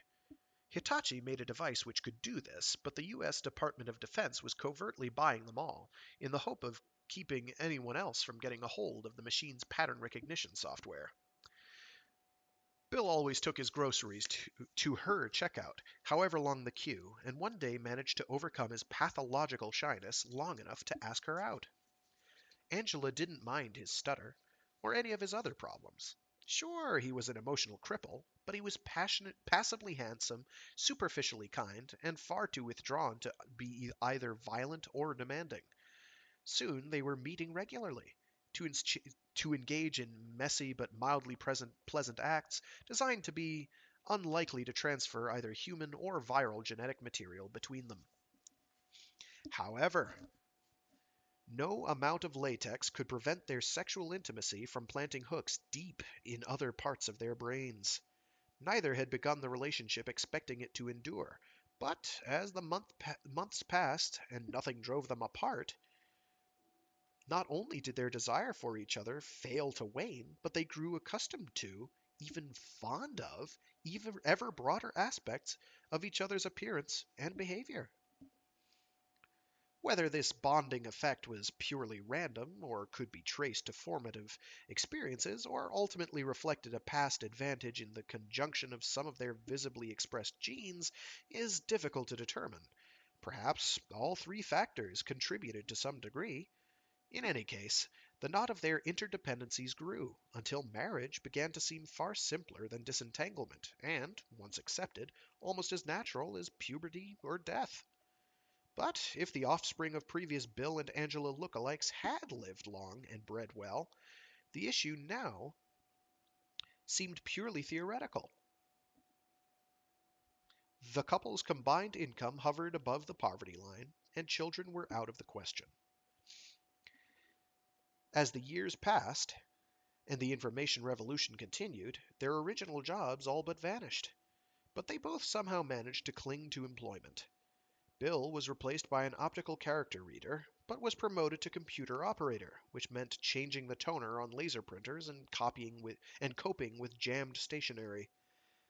Angela became a supervisor, which meant store detective. Shoplifting as such was impossible. Supermarkets were now filled with card-operated vending machines. But her presence was meant to discourage vandalism and muggings. A real security guard would have cost more, and she assisted any customers unable to work out which buttons to push. In contrast, their first contact with the biotechnology revolution was both voluntary and beneficial. Born pink, and more often made pinker than browner by sunlight, they both acquired deep black, slightly purplish skin. An artificial retrovirus inserted genes into their melanocytes, which boosted the rate of melanin synthesis and transfer. This treatment, although fashionable, was of far more than cosmetic value. Since, since the south polar ozone hole had expanded to cover most of the continent, Australia's skin cancer rates, already the world's highest, had quadrupled. Chemical sunscreens were messy and inefficient, and regular use had undesirable long-term side effects. Nobody wanted to clothe themselves from wrist to ankle all year in a climate that was hot and growing hotter, and in any case it would have been culturally unacceptable to return to near Victorian dress codes after 2 generations of maximal baring of skin. The small aesthetic shift from valuing the deepest possible tan to accepting that people born fair skinned could become black was by far the easiest solution. Of course, there was some controversy. Paranoid right-wing groups, who for decades had claimed that their racism was logically founded on cultural xenophobia rather than anything so trivial as skin color, ranted about conspiracies and called the non-communicable virus the Black Plague. A few politicians and journalists tried to find a way to exploit people's unease without appearing completely stupid, but failed and eventually shut up. Neo-blacks started appearing on magazine sleeves, in soap operas, in advertisements, a source of bitter amusement for the Aboriginal people who remained all but invisible in such places, and the trend accelerated. Those who lobbied for a ban didn't have a rational leg to stand on. Nobody was being forced to be black. There was even a virus available which snipped out the genes for people who changed their mind, and the country was being saved a fortune in healthcare costs. One day, Bill turned up at the supermarket in the middle of the morning. He looked so shaken that Angela was certain that he'd been sacked, or one of his parents had just died, or he'd been told that he had a fatal disease. He had chosen his words in advance and reeled them off almost without hesitation. "We forgot to watch the draw last night," he said.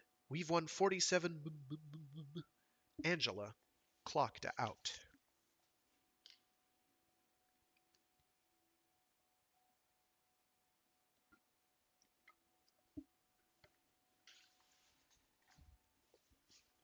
They took the obligatory world tour while a modest house was built.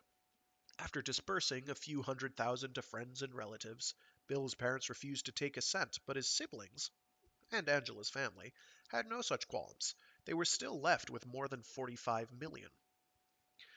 Buying all the consumer goods they honestly wanted couldn't begin to dent this sum, and neither had much interest in gold-plated Rolls-Royces, private jets, Van Goghs, or diamonds. They could have lived in luxury on the earnings of 10 million in the safest of investments, and it was the indecision more than greed that kept them from promptly donating the difference to a worthy cause.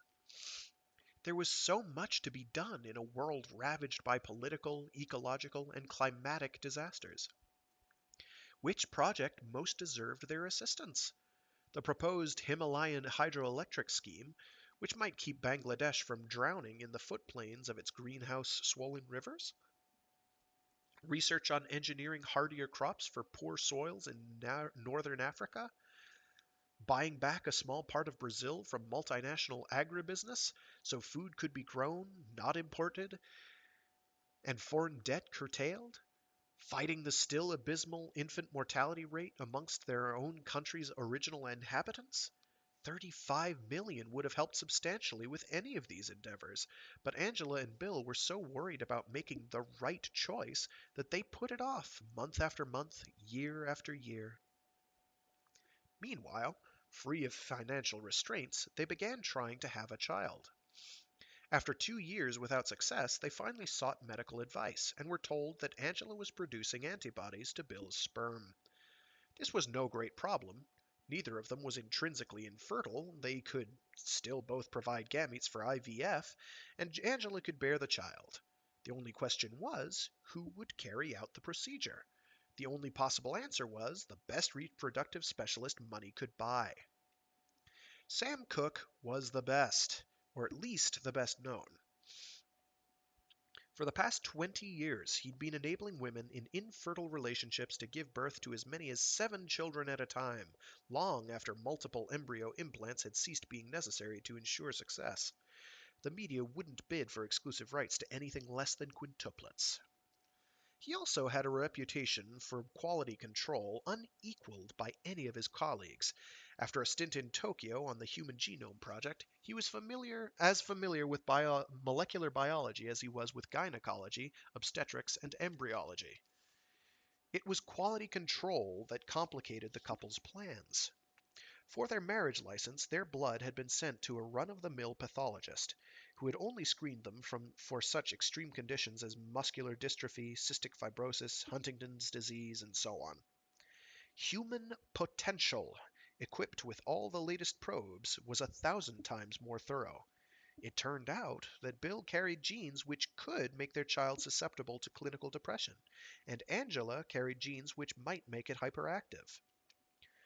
Cooke spelled out the options for them. One solution would be to use what was now referred to as TPGM, third-party genetic material. No need to make do with any old dross either.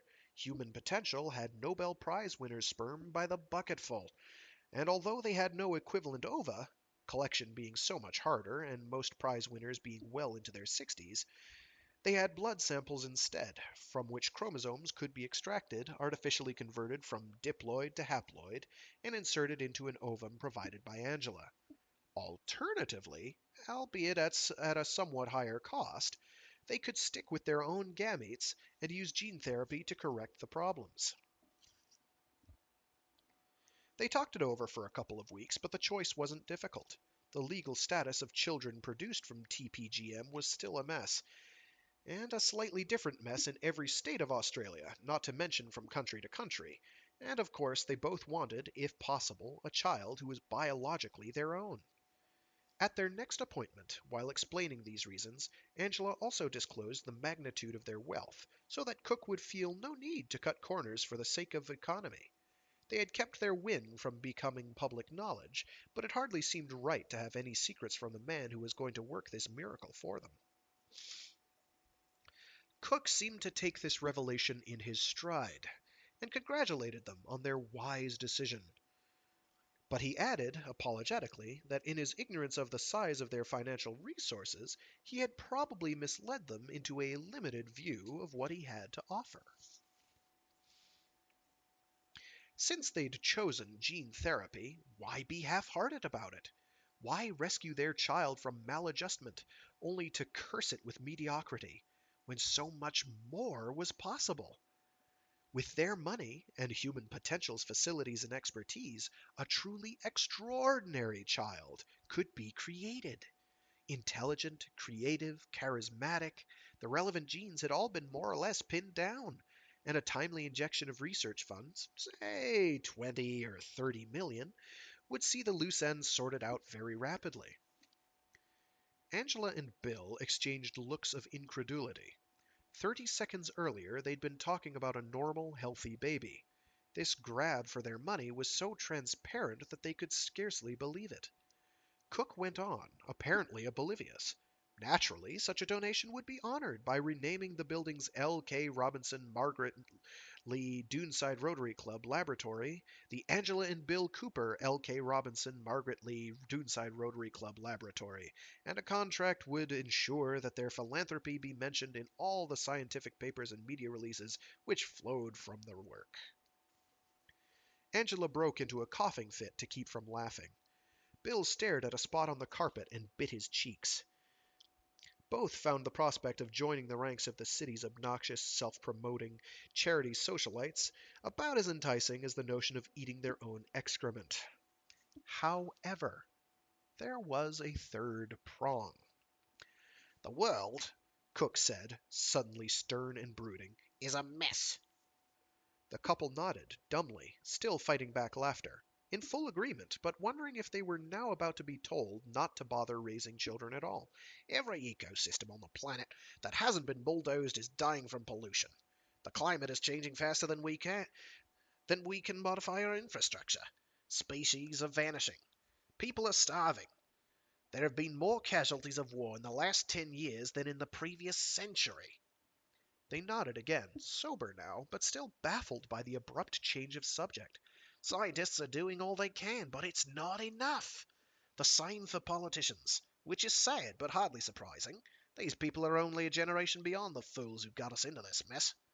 What child can be expected to avoid, to undo, to utterly transcend the mistakes of its parents?" He paused, then suddenly broke into a dazzling, almost beatific smile. "What child? A very special child. Your child."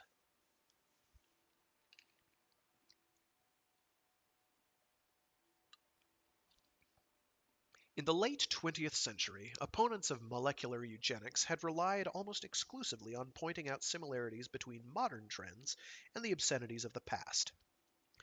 19th century pseudosciences like phrenology and physiognomy, invented to support preconceptions about race and class differences.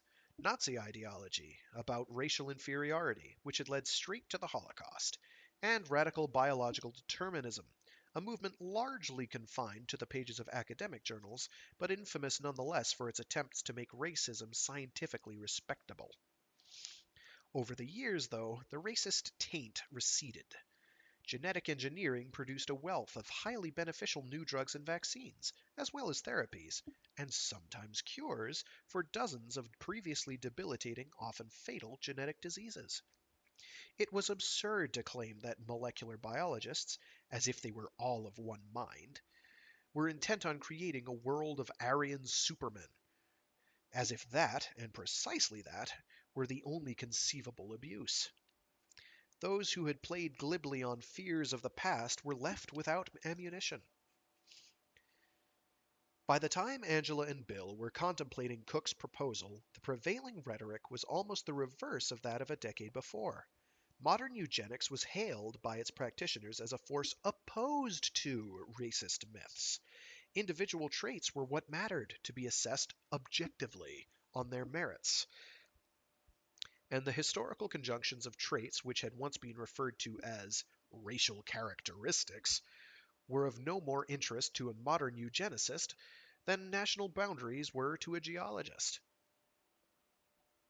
Who could oppose reducing the incidence of crippling genetic diseases? Who could oppose decreasing the next generation's susceptibility to arteriosclerosis, breast cancer, and stroke, and increasing their ability to tolerate UV radiation, pollution, and stress, not to mention nuclear fallout? As for producing a child so brilliant as to cut a swath through the world's environmental, political, and social problems, perhaps such high expectations would not be fulfilled, but what could be wrong about trying? And yet, Angela and Bill remained wary, and even felt vaguely guilty at the prospect of accepting Cook's proposal, without quite knowing why. Yes, eugenics was only for the rich, but that had been true of the leading edge of healthcare for centuries. Neither would have declined the latest surgical procedures or drugs simply because most people in the world could not afford them. Their patronage, they reasoned, could assist the long, slow process leading to extensive gene therapy for everyone's children. Well, at least everyone in the wealthiest country's upper middle classes. They returned to human potential. Cook gave them the VIP tour. He showed them his talking dolphins and his slice of prime cortex, and still they were unconvinced. So he gave them a questionnaire to fill out, a specification of the child they wanted. This might, he suggested, make it all a bit more tangible.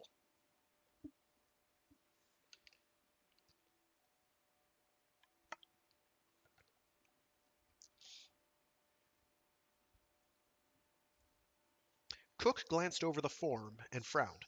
"You haven't answered all the questions." Bill said, "We didn't." Angela hushed him. "We want to leave some things to chance. Is that a problem?" Cook shrugged. "Not technically. It just seems a pity. Some of the traits you've left blank could have a very real influence on the course of Eugene's life."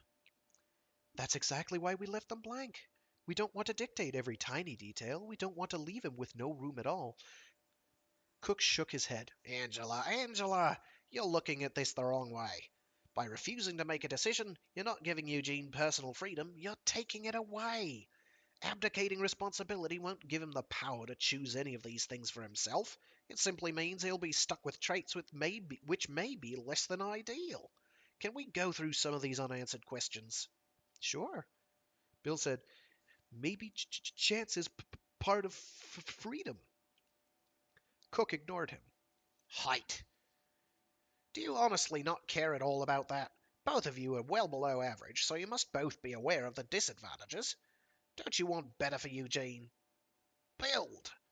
Let's be frank, you're overweight. Bill is rather scrawny. We can give Eugene a head start toward a socially optimal body. Of course, a lot will depend on his lifestyle, but we can influence his dietary and exercise habits far more than you might think. He can be made to like and dislike certain foods, and we can arrange maximum susceptibility to endogenous opiates produced during exercise. Penis length." Angela scowled. "Now that's the most trivial." "You think so? A recent survey of 2,000 male graduates of Harvard Business School found that penis length and IQ were equally good predictors of annual income. Facial bone structure. In the latest group dynamic studies, it turned out that both the forehead and the cheekbones played significant roles in determining which individuals assumed dominant status. I'll give you a copy of the results. Sexual preference? Surely he can make up his own mind? That's wishful thinking, I'm afraid. The evidence is quite unambiguous. It's determined in the embryo by the interaction of several genes. Now, I have nothing at all against homosexuality, but the condition is hardly what you'd call a blessing. Oh, people can always reel off lists of famous homosexual geniuses, but that's a biased sample. Of course, we've only heard of the successes. Musical taste. As yet, we can only influence this crudely, but the social advantages should not be underestimated. Angela and Bill sat in their living room with the TV on, although they weren't paying much attention to it.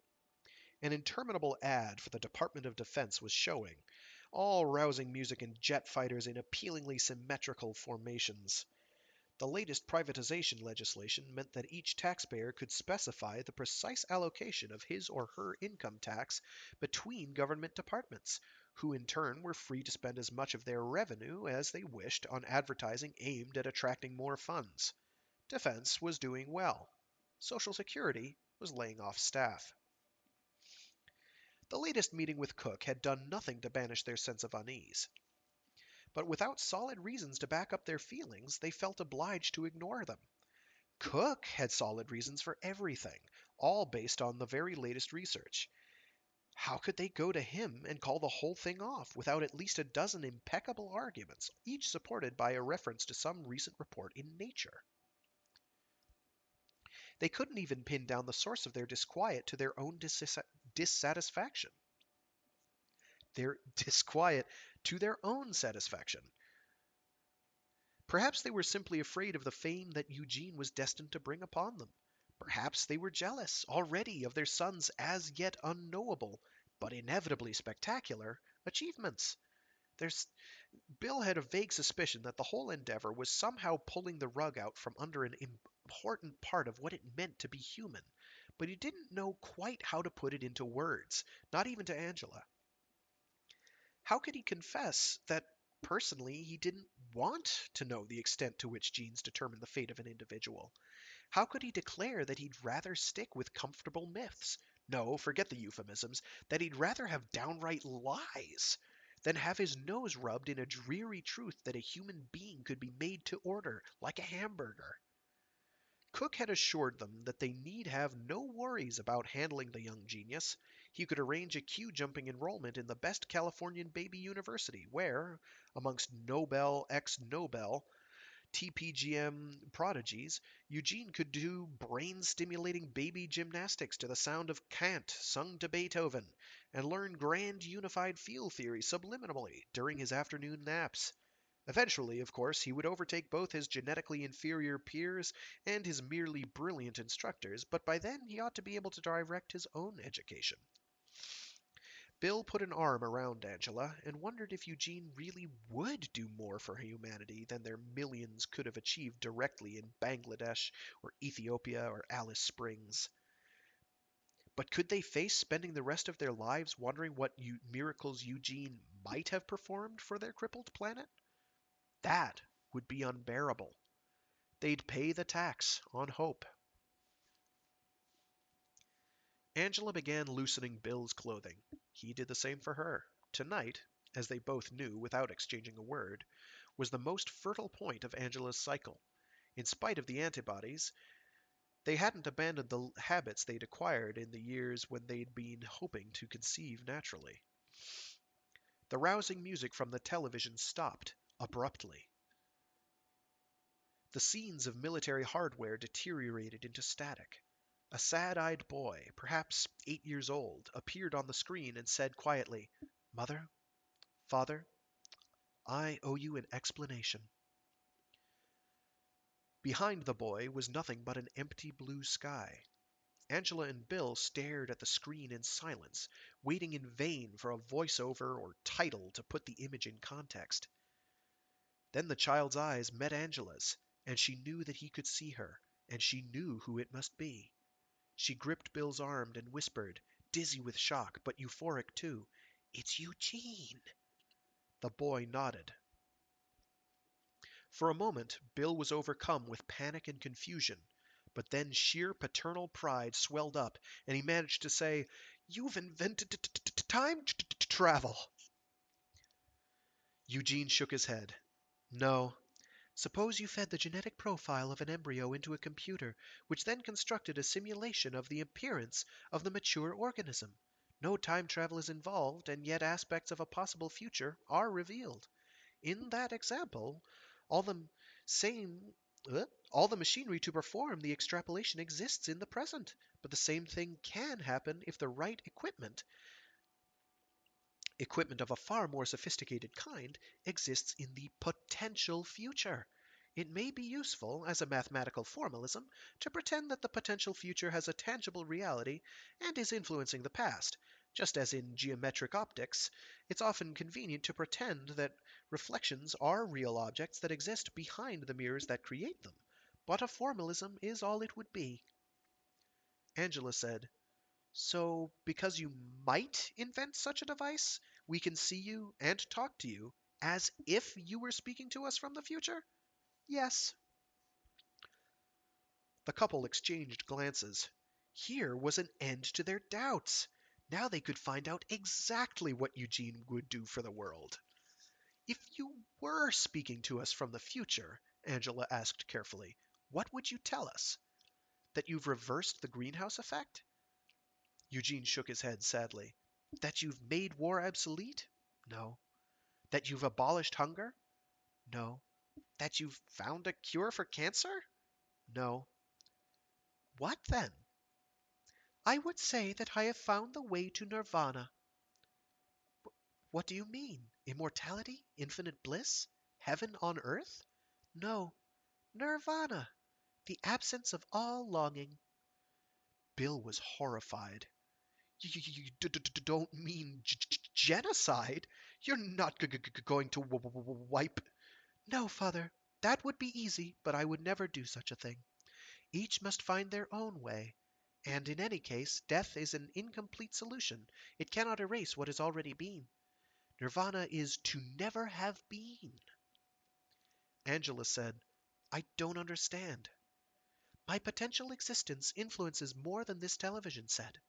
When you check your bank accounts, you will find that the money you might have used to create me has been dispersed. Don't look so distressed. It's all gone to charitable organizations of which you both approve. The computer records are precisely as if you had authorized the payments yourselves, so don't bother trying to challenge their authenticity. Angela was distraught.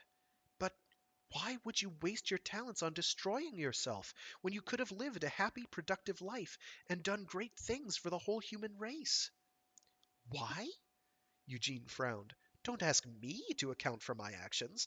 You're the ones who would have made me what I would have been. If you want my subjective opinion, personally, I can't see any point in existence when I can achieve so much without it. But I wouldn't call that an explanation. It's merely a rationalization of processes best described at a neural level. He shrugged apologetically. The question really has no meaning. Why anything? The laws of physics and the boundary conditions of spacetime. What more can I say? He vanished from the screen. A soap opera appeared. They contacted their bank's computer. The experience had been no shared hallucination. Their accounts were empty. They sold the house, which was far too large for just the two of them, but it cost them most of the proceeds to buy something much smaller. Angela found work as a tour guide. Bill got a job on a garbage truck. Cook's research continued without them, of course.